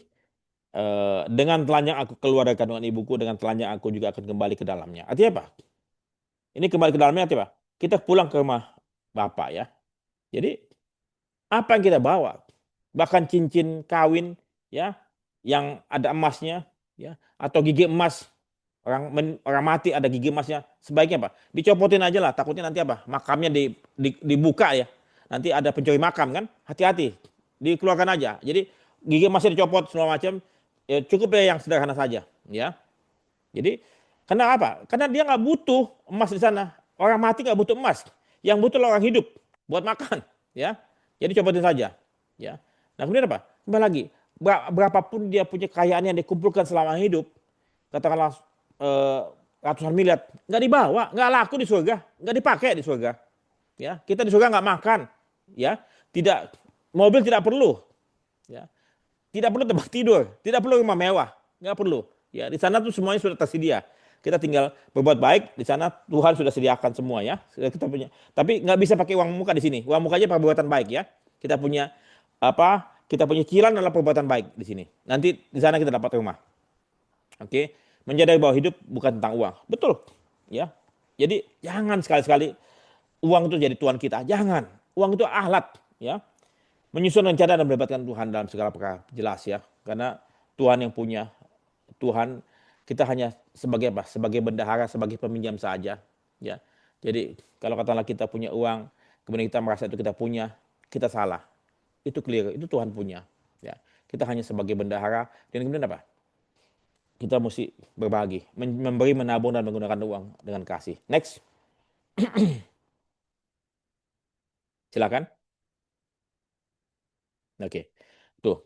Tuhan pemilik segala sesuatu. Bahkan nyawa dan napas kita pun bukan kita punya. Itu pahami dulu. Ya. Jadi merasa, oh ini gue punya. Bukan. Kita nih, debu. Ya. Debu. Manusia itu pengelola, bukan pemilik. Pertanggungjawaban manusia bukan hanya kepada sama, tapi kepada Tuhan. Pasti kepada Tuhan. Ya. Tuhan kan bilang, pada waktu aku ketemu dengan kau, pada waktu aku telanjang, kamu tidak memberikan aku makan. Pada waktu aku sakit, kamu tidak memberikan aku obat. Pada waktu aku tidak gembel, kamu tidak memberikan aku rumah. Kapan Tuhan saya bertemu dengan Tuhan? Ya, sesama yang kau temui dalam kehidupan kamu, itulah Tuhan. Ya, makanya Tuhan tuh ajaib lah. Kita penuh tantangan hidup ya. Malaikat tidak akan bertanya saat itu berapa nilai hartamu. Melainkan apa? Kau gunakan untuk apa saja. Ya. Mungkin perumpamaan Lazarus ya. Lazarus kan dia bilang, Tuhan bilang, kau pada waktu ada orang sakit orang Lazarus bilang, kau tinggal sini. Jadi orang kaya bilang, kenapa kau Lazarus di sana? Ya karena Lazarus sudah susah di bumi, dan pada waktu dia mau minta makan dari kau, orang kaya, kau tidak memberikan aku, tidak memberikan Lazarus. Jadi Lazarus adalah aku pada waktu Lazarus di bumi. Jadi si orang kaya bilang, Tuhan bolehkah aku pulang atau kau tolong beritahu kepada saudara-saudaraku yang di sana di bumi itu supaya mereka tidak berbuat pelit ataupun tidak melakukan hal yang tidak baik ya, supaya mereka tidak seperti aku saat ini di neraka ya. Janganlah kau mengumpulkan harta di bumi. Silakan next. Kenapa? Karena katanya harta di bumi kan dimakan ngengat dan bisa berkata segala macam ya. Karena harta di surga lah yang kita simpan. Pilih jalan Tuhan. Pilih hidup supaya engkau hidup ya. Segala putusan keuangan adalah cermin iman kita. Nah, kembali lagi. Ini kau gunakan uang untuk apa saja. Kau pakai untuk apa saja. Kau pakai untuk mijat, kau pakai untuk dugem, kau pakai untuk beli rokok, kau pakai untuk melakukan hal-hal yang tidak pantas, maka berkat itu bukanlah berkat. Ya, segala sesuatu yang katakanlah Tuhan kasih pada kita mesti bertanggungjawabkan dengan baik. Ya, jangan sampai kita sudah banting tulang, kita kerja keras, katanya kita mencintai pasangan kita memberikan rezeki kita buat mereka, tapi kita pakai, kita sembunyikan rezeki kita. Kita tidak ngomong kepada istri kita, ya disembunyikan. Ya banyak saat ini para suami yang tidak terbuka rezekinya kepada pasangannya.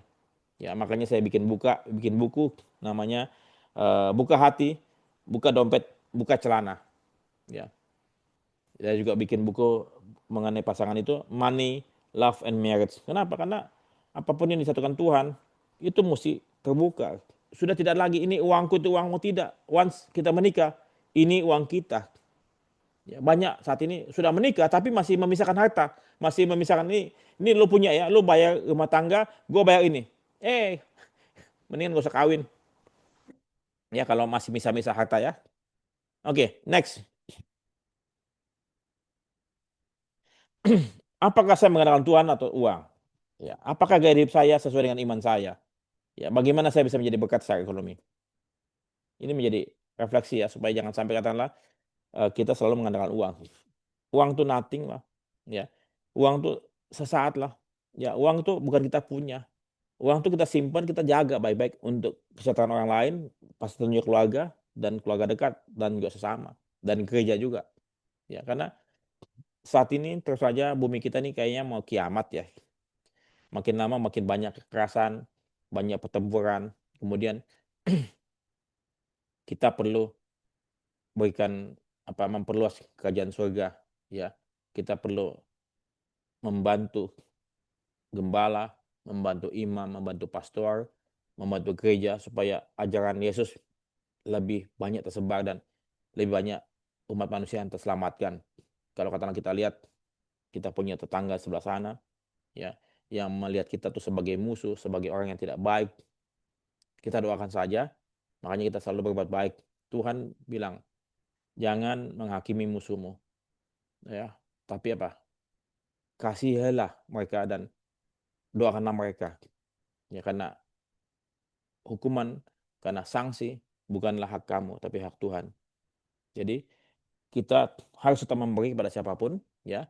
Jangan memberi kepada kaum kita saja, tapi memang mungkin perlu didahulukan, ya, kaum kita yang susah, yang terdekat. Setelah itu kita masih mampu, kita berikan pada yang lain. Karena tidak mungkin kita menjadi miskin karena kita memberi. Ya, justru sebaliknya. Tuhan akan menambahkan apa yang kita berikan kepada yang lain. Tidak pernah akan sia-sia. Karena kebahagiaan tersebut adalah milik pemberi.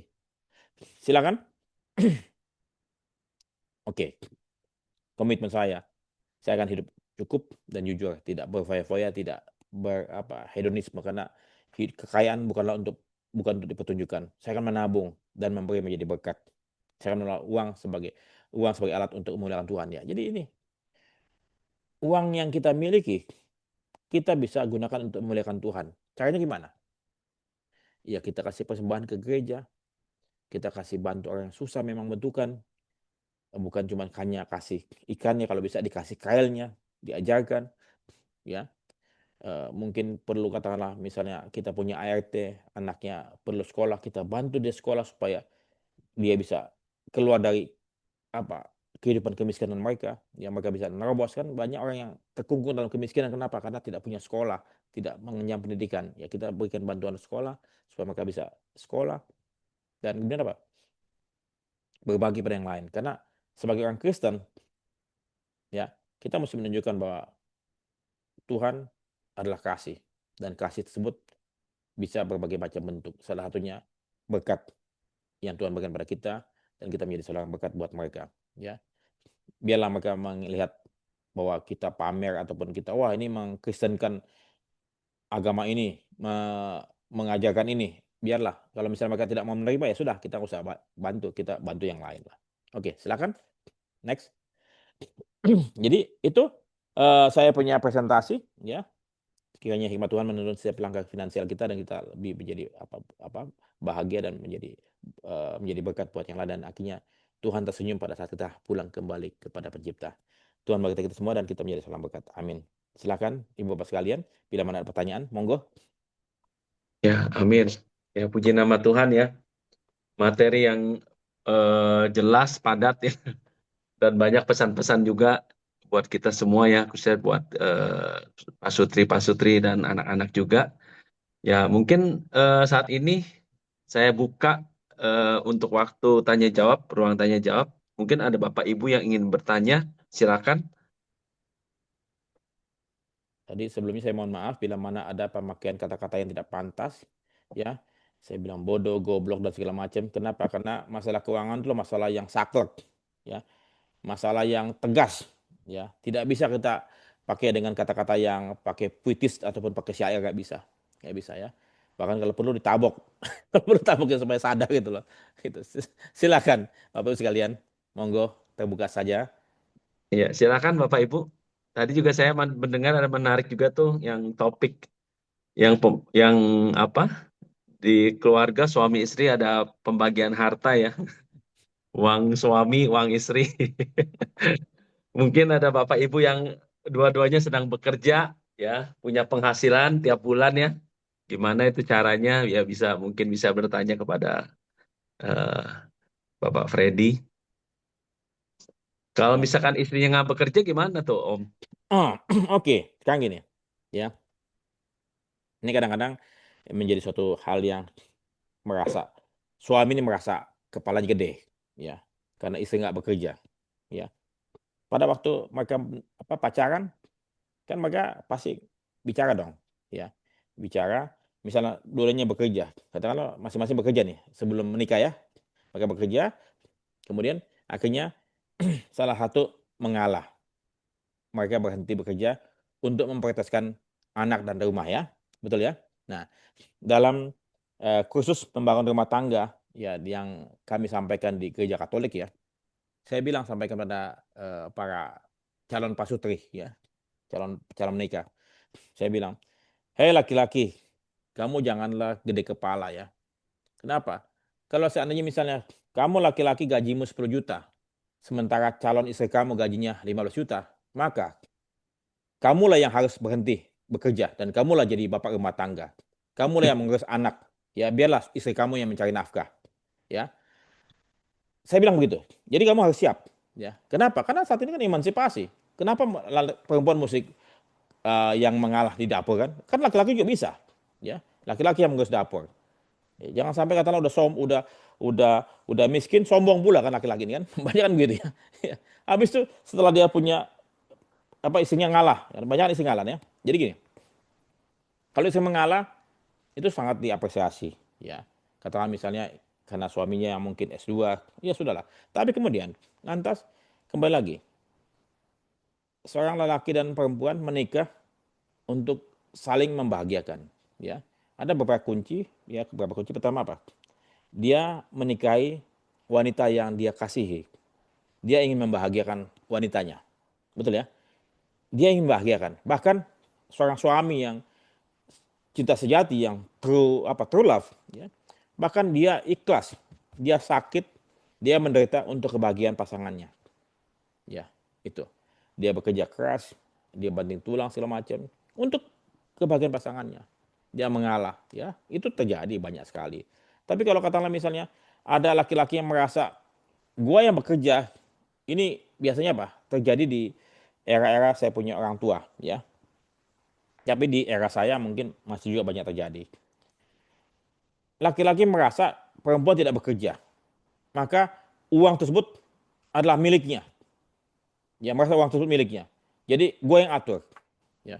Jadi istri dikasih segini, lu cukup-cukupin. Saya bilang, lu bego atau nggak sekolah lu. Ya. Jadi pada waktu kalau misal kita menikah, kita ngomong. Makanya terus saja begini. Sebelum menikah diomongin tuh masalah uang. Ya. Kalau terlambat, ya sudahlah, diomongin saat ini. Ya, kebanyakan saat ini kenapa? Banyak perempuan-perempuan ataupun laki-laki yang pacaran tidak pernah ngomongin uang. Makanya buku saya tuh yang sebelah kiri ini, ya ini buka hati, buka dompet, buka celana, ya di sini, sama di sini yang sebelah kanan ini Money, Love and Marriage ini masalah buku keuangan untuk Pak Sutri, ya. Yang saya pikir perlu ngomong. Jadi gini, pada waktu mereka menikah, ya mereka kan tidak pernah bilang apa, ini uangku semua ya, itu bukan uangmu, tidak bisa. Once setelah menikah, itu apa yang didapatkan oleh siapapun itu menjadi milik bersama.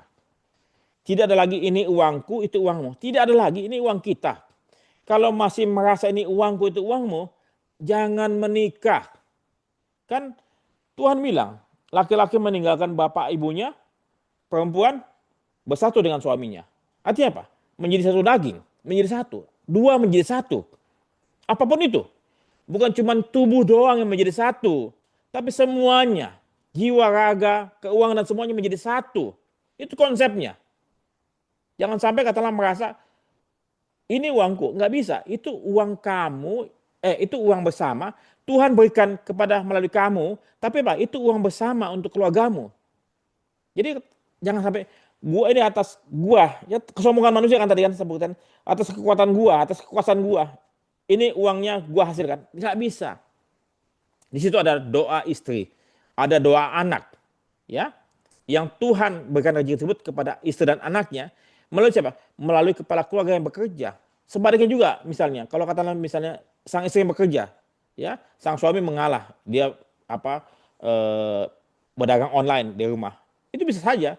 Jadi rezeki itu bisa datang dari istri, bisa datang dari suami, atau bisa datang kedua-duanya. Untuk siapa? Untuk keluarga tersebut yang tadi telah menikah menjadi satu. Ya, jadi sudah tidak lagi terpisah, tapi sudah menjadi satu segala sesuatunya. Ya, jangan cuma tubuh doang yang bersatu, tapi uangnya nggak bersatu. Ya, itu keliru ya. Karena tubuh lebih suci dibandingkan uang. Silakan. Ada yang lain?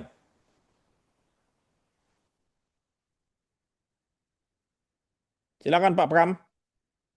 Ada yang mau nanya nih? Monggo.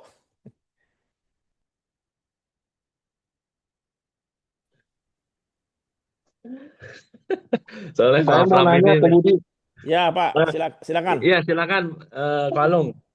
Pak Alung, Ones, Siapa nih? Ones. SAL. Ones. SAL. Ones, silakan Ones. Silakan, silakan. Maaf, maaf. Halo Om Freddy Firewar, salam kenal. Saya nggak open kamera karena baru pulang kantor, jadi eh, Pak saya mau tanya, ada dua pertanyaan. Ya, Saya tadi simak yang waktu Pak Freddy bilang bahwa warisan itu bukan haknya anak. Nah, ya, pertanyaan saya pertama, ya. berarti warisan itu haknya siapa?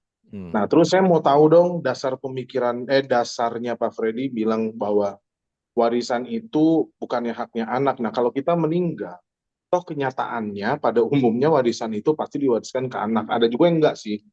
Kayak contoh Jackie Chan enggak tuh. Nah, pertanyaan kedua, pertanyaan Halo. setuju sekali dengan yang Pak Freddy bilang bahwa uang itu bersama diberikannya melewati suami. Dalam hal ini memang istri saya full ibu rumah tangga, tapi keuangan kita kelola bersama. Pertanyaan saya kedua gini, Pak. Kalau kita kelola bersama, itu kan harus ada satu yang ngelit. Kalau ditambah misalkan salah satunya, entah saya atau misalkan istri, nggak bisa ngatur uang gitu. Nah,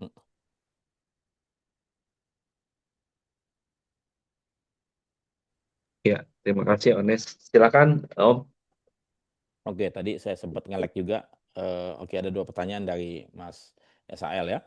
Pertama, ya, warisan bukan hak anak-anak ya. Karena begini, ini konsep pikiran saya, nilai saya, ya, nilai diri saya ya. Jadi pada waktu saya SMP, saya dipanggil oleh saya punya ayah bersama saya punya kakak. nomor 1 ya. Arthur, Badi sini. Mana adik saya masih kecil-kecil ya. Papi mau bicara sama kamu kepada kalian berdua ya. Bahwa Papi akan memberikan pendidikan sekolah pada kamu sesuai dengan Papi punya kemampuan. Dan kemudian setelah kalian selesai bersekolah, kalian bekerja, carilah rezeki kalian masing-masing. Jangan berharap warisan dari Papi. Itu nilai pelajaran yang saya terima dari saya punya Papi. Ya, itu saya masih ingat di SMP ya. Pada waktu saya menerimanya, saya bilang, ya siapa lo pula yang mau mengharapkan warisan. Saya juga akan cari kerja kok, saya laki-laki kok, ya saya akan cari kerja untuk saya punya istri dan anak saya. Itu saya punya pikiran, oke Pi, ya. Nah, sekarang nilai itu saya turunkan kepada anak saya. Saya punya anak 3 laki-laki, Pierre, Gary, Stephen. Jadi saya panggil juga di depan menantu saya. Nilai itu saya turunkan kepada mereka, ya. Jadi maksud saya begini, kita sebagai orang tua telah bekerja keras selama puluhan tahun, ya. Saya coba bagi 3 fase dalam kehidupan, ya. 0 sampai 25 tahun, ya. 25 tahun sampai 60 tahun, dan 60 tahun sampai meninggal dunia. Oke. Fase pertama adalah fase bersiap diri.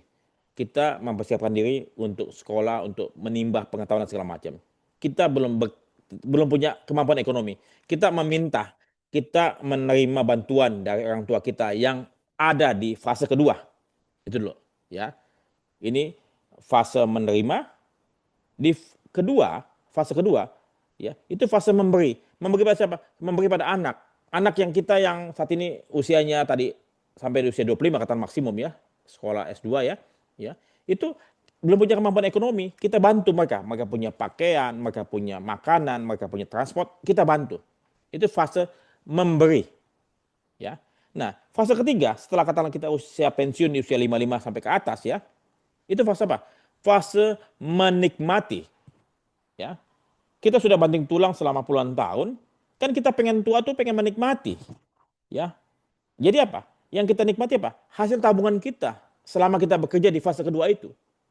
Makanya tadi kita menyisihkan kan apa yang kita dapatkan dari fase kedua ini untuk fase ketiga kita nikmati. Ya. Banyak saat ini orang tua kita, mohon maaf ya, saya punya generasi orang tua saya lihat, saya berkaca ke atas. Pada waktu itu mereka hidup, mohon maaf, cukup mewah, stabil, mentereng dan segala macam. Dan kemudian setelah itu, setelah mereka memasuki masa usia pensiun, wah banyak yang terjun bebas, ya, belangsak, ya, hidupnya susah, menderita. Kenapa? Karena mereka punya persiapan, ya, maka nganggap tuh anak akan membantu mereka. Iya kalau anaknya mampu, kaya, oke.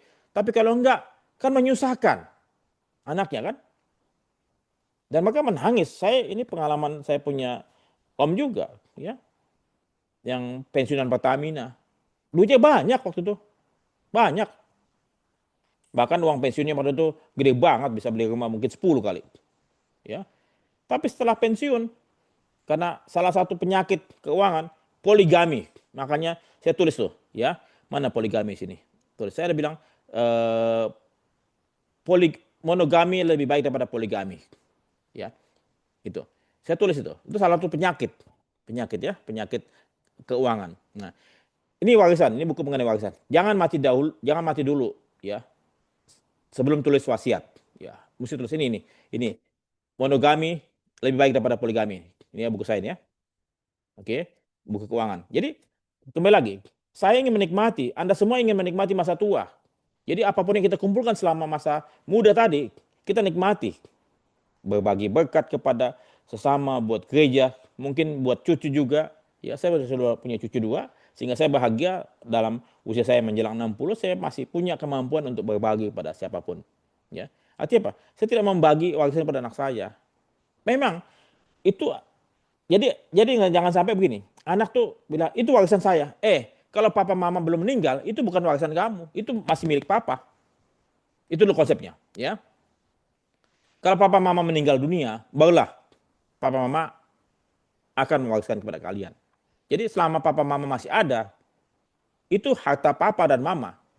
Kalian punya kewajiban kalian mencari rezeki kalian sendiri. Papa mama sudah memberikan kalian sekolah, ya. Papa mama juga waktu itu keringat untuk mengumpulkan, untuk berjuang. Jadi jangan sampai kalian berharap papa mama akan membagikan kalian sebelum papa mama meninggal dunia. Enggak, saya bilang saya enggak. Ya, kenapa? Karena kita nggak tahu pada saat kita tua nanti, kita mungkin butuh biaya pengobatan, biaya perawatan segala macam. Ya, yang saya pikir, mohon maaf, sampai saat ini mungkin BPJS belum bisa memenuhi kita punya standar, ya. Ya masih perlu perbaikan. Kita kan pengen jangan sampai kita sakit kita nunggu BPJS. Berapa lama nunggu perawatan BPJS kan? Dan saya punya mama pun juga saya nggak mau. Ya, saya mau mama saya kalau bisa langsung masuk. Ya, supaya bisa langsung ditindak lanjuti kan. Nah, jadi oke. Kenapa saya sebut warisan itu bukan hak anak? Tapi adalah bonus dari orang tua. Itu. Jadi jangan sampai anak punya pola pikir, itu hak gua. Kalau papa mama belum meninggal dunia, itu bukan hak kamu.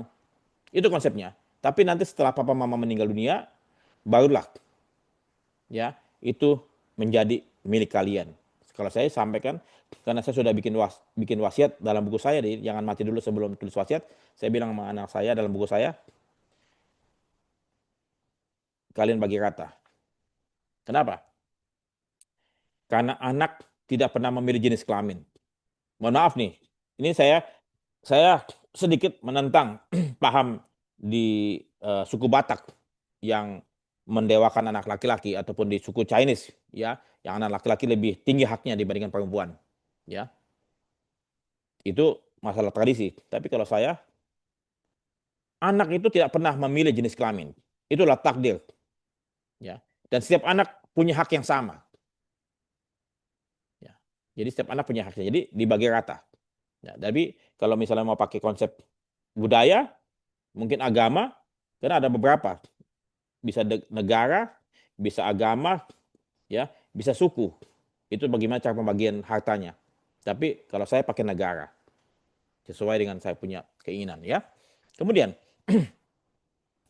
saya pun juga dengan istri saya, ya, saya kelola bersama, tapi saya yang ngelit. Saya ngelit, ya, saya yang sebagai lead, ya. Jadi ya saya minta berapa tiap bulan, oke mama butuh sekian, saya berikan. Kemudian selisihnya, ya, beliau juga tahu kemana uang tersebut saya simpan, di mana. Jadi akun-akun saya, istri saya tahu, ya, saya simpan di mana, beliau tahu, ya. Bahkan saya punya investasi, ya, saham dan segala macam, beliau juga saya tunjukkan. Dan kemudian pada waktu beli rumah, gantian, atas nama saya, atas nama istri saya, atas nama saya, atas nama istri saya, gitu, gantian, ya, supaya ya cuman bagi doang, ya, bagi aja kan, supaya lebih aman lah, ya, begitu. Jadi itu saya yang lead. Kemudian ini suatu mungkin pelajaran yang bagus sekali, ya, mungkin buat Anda semua. Ini suatu hikmat yang saya dapatkan. Jadi walaupun mungkin kita sebagai suami sudah memberi uang kepada istri, ya, dan kemudian istri tersebut pandai menyimpan, pandai menabung, ya. Katakanlah misalnya dikasih 10, ya, dikasih 10, kemudian dia pakai gunakan mungkin 8 misalnya, ya, 2 tersebut disisihkan untuk ditabung, ya. Oke, itu dulu poinnya, dan tabungannya jadi makin lama makin besar, ya. Nah, kemudian suatu ketika, ya, pasangan kita mungkin mau memakai uang tabungan dia, ya, kemudian dia tidak komunikasikan kepada kita, saya sedikit protes, ya. Kenapa? Walaupun itu sudah saya berikan kepada kamu untuk rumah tangga dan kamu bisa menabung, ya, tapi itulah bukan uang kamu, itulah uang kita. Sama halnya misalnya saya pakai gunakan uang saya, kemudian saya sisihkan juga, itu adalah uang kita. Kamu mau bantu siapapun, nggak ada masalah. Bantu orang tua, bantu saudara, bantu mungkin orang lain di sana. Sepanjang kamu komunikasi dengan saya fine. Ya, jadi kami berdua membuka hal tersebut. Ya, kami bantu orang tua, istri saya tahu, beliau bantu orang tuanya, saya tahu, dan kami sudah kasih amplop masing-masing. Dan suatu ketika saya punya adik mau pinjam uang kepada saya bilang ini bukan uang saya, ini uang kami, ya. Jadi kalau kamu mau pinjam uang ke saya, kamu tolong datang bersama pasanganmu ke rumah saya, kita ngobrol. Kamu bawa istri, saya akan bicara dengan saya. Kita ngobrol berempat. Uang tersebut buat untuk apa? Kapan kamu kembalikan? Dan bagaimana cara mengembalikannya? Jadi kita terbuka semua. Jangan sampai katakanlah ada uang yang kita sembunyikan dari pasangan kita. Tapi kalau misalnya, maaf, ternyata ada salah satu di antara kita yang boros, ya, boros nih, ya, mungkin suka umpet-umpet. Ya kita ajarkan bahwa keuangan tersebut mesti terbuka. Kalau ada sesuatu yang sudah mulai disembunyikan, maka disitulah mulai ketidakpercayaan, mulai ada suatu fraud ataupun suatu hal-hal yang tidak baik, ya. Dibukalah, terbukalah. Dan banyak hal-hal yang misalnya katakanlah istrinya terbuai, ya, untuk berinvestasi sesuatu yang pikir bagus atau mendapatkan return yang tinggi tanpa sepengetahuan istrinya, suaminya, uang tersebut habis, selesailah. Jadi semua masalah keuangan, investasi, tabungan, asuransi, dan segala sesuatunya yang berkaitan dengan spending money atau investment, komunikasi, ya, sepakati. Ya, kalau itu tidak terbaik untuk keluarga, jangan lakukan. Ya, kita pilih yang terbaik buat kita punya keluarga. Ya, iya, itu sementara Mas SAL. Terima kasih banyak. Semoga dapat ya. Siap, terima kasih Pak Freddy. Jadi terakhir Pak, jadi saya hanya clearkan aja, warisan itu adalah hak anak setelah kita meninggal ya. Ya, tapi kalau anak orang tuanya kalau misalnya masih kasih gereja, boleh nggak? Boleh. Kalau Oke. dia pikir anaknya sudah mampu, sudah mapan, kayak Warren Buffett, ya. Jadi itu kan tadi kembali lagi, itu kan berkat Tuhan yang dia mau kasih ke Tuhan kan, betul nggak? Jadi sepanjang dia bisa bagian pada anak-anaknya dan anak-anak dipandang cukup, ya sudah, dia tergantung orang tua mau kasih kepada siapa gitu loh. Mungkin dia kasih ke orang yang tidak mampu, saudaranya, ya bisa saja. Tapi memang biasanya umumnya kepada anak. Tapi kalau anaknya sudah kaya rada, sudah sukses, ya orang tua pikir, gua ngapain gua menabur garam di laut? Ya, mendingan apa? Menabur garam di tempat yang lain kan gitu. Begitu, Mas. Jadi kembali kepada keinginan orang tua, mau diberikan pada siapa. Karena itu adalah bonus dari orang tua, bukan hak anak-anak. Begitu. Tapi bisa dikomunikasikan kepada orang tua. Pasti orang tua ingin yang terbaik buat anak-anaknya. Kayak saya misalnya, saya bilang sama anak saya, kamu gak usah khawatir lah, papa mama juga gak akan habiskan apa yang papa mama miliki kok. Karena papa mama juga ingin meninggalkan sesuatu buat kalian kok. Saya sampaikan pada mereka gitu. Begitu, Mas. Terima kasih. Ya, satu pertanyaan lagi deh. Mungkin Bapak Ibu yang ingin bertanya. Masih ada satu pertanyaan lagi. Saya kasih kesempatan. Cipris tuh kok, Cipris. Ya, Cipris. Silakan Cipris. Gila. Monggo, silakan. Ini suara ibu-ibu nih ya. Ya, selamat malam Pak Freddy. Malam. Salam kenal. Saya mau bertanya, ada dua hal yang saya mau tanyakan. Yang pertama mengenai eh, saham atau trading atau sejenisnya ya, Pak Freddy. Apakah yang tadi saya bilang itu eh, secara alkitabiah menurut Pak Freddy seperti apa? Apakah ini bisa dikatakan eh, judi dalam tanda kutip atau seperti apalah, itu yang pertama. Yang kedua, saya tertarik dengan background Pak Freddy. Ada salah satu di situ ada investasi cerdas menuju kekayaan. Nah, pertanyaannya, mumpung dalam kesempatan ini saya mau bertanya, jadi investasi cerdas seperti apa yang bisa Pak Freddy sharingkan kepada kami semua? Terima kasih. Oke, makasih Bu Pris ya. Jadi kan saham itu kan ada dua cara ataupun dua konsep ya. Ada yang memang mereka trading ya, harian, mungkin mingguan atau beberapa saat ya. Ada juga yang buat investment long term ya, yang mereka berharap untuk mendapatkan dividen dan capital gain ya, ataupun selisih harga ya, itu.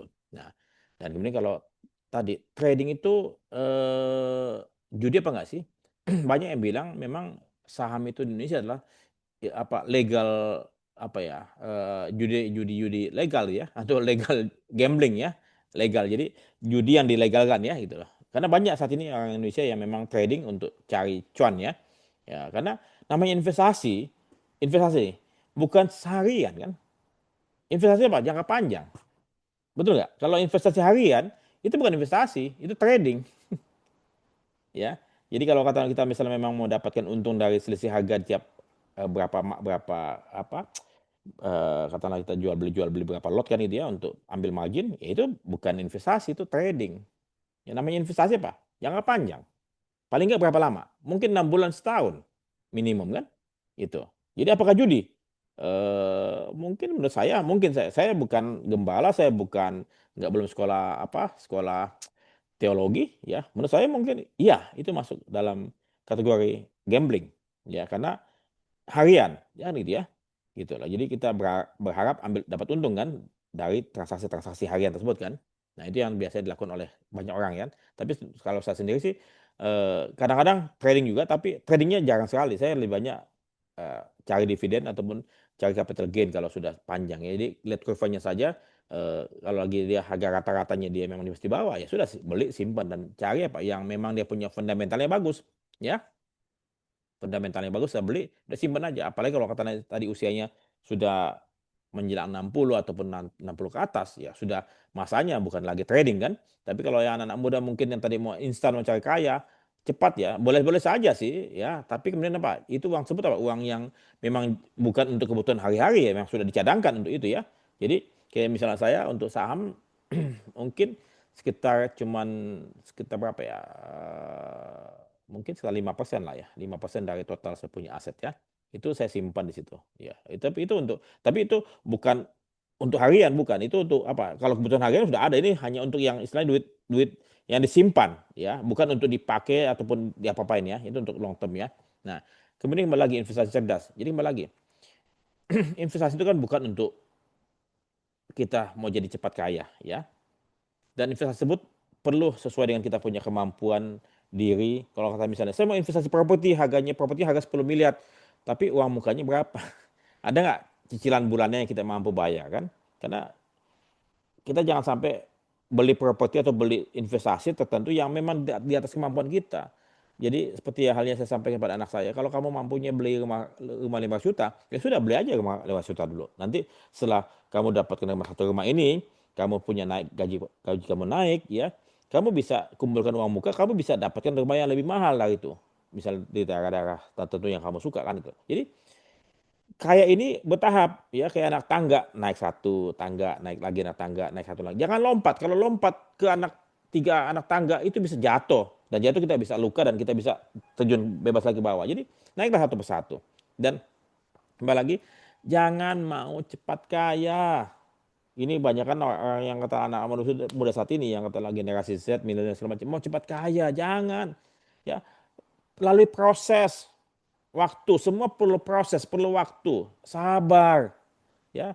Kalau mau cepat kaya pasti pasti apa? Lebih banyak sialnya deh, lebih banyak negatifnya dibandingkan katalah apa yang beruntungnya gitu loh. Lebih banyak ruginya dibandingkan untungnya. Jadi kalau nanti Ibu Pris mau berinvestasi ya, tentu kan sesuai dengan apa profilnya Ibu Pris ya. Mau yang tadi akan ada yang apa moderat, ada yang agresif, ya ada yang konservatif, ya. Kalau deposito itu bukan nabung, bukan investasi. Itu duit kita habis kalau deposito. Makin lama makin habis ya. Itu hanya buat dana darat saja deposito ya. Tapi kalau misalnya Anda mau investasi, artinya apa? Duit kita punya nilai beli uang daya beli uang kita itu tidak berkurang ya. Salah satunya apa? Ya, paling enggak logam mulia ya. Jadi logam mulia, properti sama mungkin saham sedikit ya. Atau mungkin kalau misalnya kita punya bisnis, ya kita bisa investasi di bisnis kita yang dimana kita jalankan sendiri atau mungkin orang lain yang jalankan kita yang ngawasi. Itu jadi diversifikasi ya. Kalau deposito ya sebagian kecil saja. Atau mungkin kalau mau obligasi juga boleh, obligasi juga lebih bagus dibanding deposito, di mana kita dapat kupon setiap bulan ya, yang hasil lebih tinggi dibanding deposito. Kalau kita tidak mau pusing, tapi obligasi bank pemerintah ataupun BUMN-BUMN yang kelas bagus ya. Jadi mesti perhatikan jangan sampai kita membeli investasi yang kita tidak pahami dan berisiko tinggi karena high risk, high return. Begitu, Bu Pris. Terima kasih.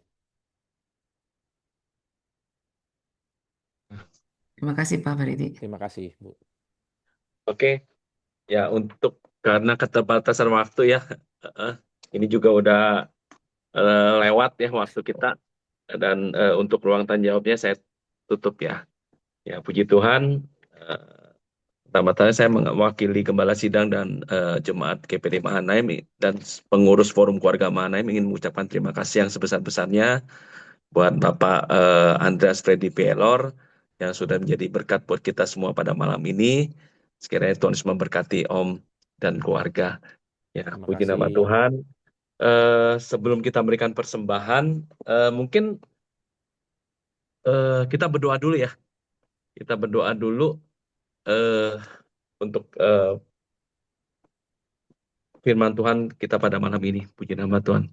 Bapa kami di dalam sorga, Tuhan Yesus yang kami tinggikan, yang kami muliakan, pada malam ini kami mengucap syukur berterima kasih kepada Engkau atas semua berkat Tuhan yang Tuhan sudah berikan buat kami, pesan-pesan Tuhan yang indah buat kami, pada Pak Sutri dan anak-anak kami ya Tuhan, untuk pembekalan kami, pengetahuan kami mengenai keuangan keluarga ya Tuhan. Biar Tuhan campur tangan Tuhan, pertolongan Tuhan, berkat Tuhan yang melimpah buat kami semua, keluarga-keluarga di Mahanaim ya Bapa.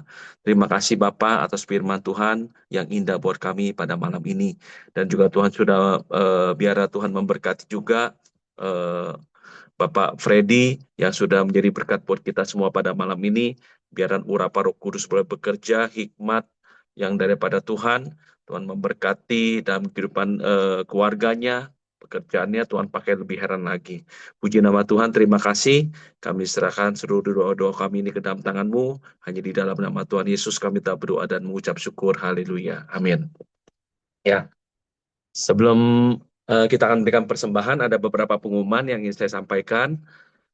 Untuk besok, hari Jumat, saya mengundang Bapak Ibu untuk menghadiri doa semalaman, ya, yang akan diadakan di tempatnya di Gedung Garden Blok K2 nomor 31 pukul 10 malam. Ya, jadi kami mengharapkan kedatangan Bapak Ibu untuk boleh mengikuti doa semalaman untuk besok malam. Dan untuk hari Minggu, kami juga mengundang Bapak Ibu untuk boleh kembali hadir mengikuti ibadah umum ya di awal bulan September ya. Masih akhir bulan ya. Masih akhir bulan 30 September ya. Kami mengundang Bapak Ibu untuk boleh menghadiri ibadah umum pukul 9 pagi di gereja. Dan untuk ibadah FKM bulan September, untuk info pembicara dan temanya itu akan diberitakan menyusul. Mungkin ini saja yang bisa saya sampaikan. Sekali lagi saya mengucapkan terima kasih kepada Bapak Freddy dan Bapak Ibu yang sudah mengikuti ibadah FKM pada malam ini. Dan sebentar kita akan memberikan persembahan. Nanti mungkin saya minta Cipris untuk doa persembahan. Bapa dalam surga, kami bersyukur Tuhan kalau malam hari ini kami boleh diberkati Tuhan dengan eh, kebenaran eh, akan firman Tuhan dan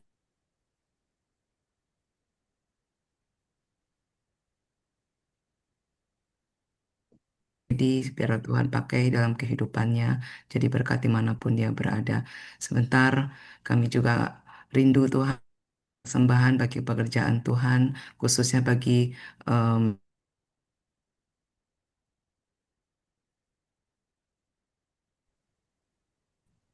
kemurahan hati buat teman-teman yang hadir.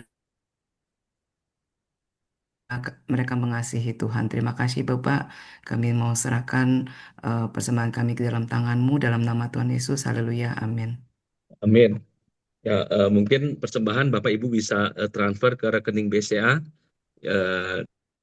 711105724 atas nama Iyana. Ya, kita akan memberikan persembahan. Saya bawakan pujian betapa ku bersyukur kepadamu. Betapa ku bersyukur atas segala berkat-Mu, semua yang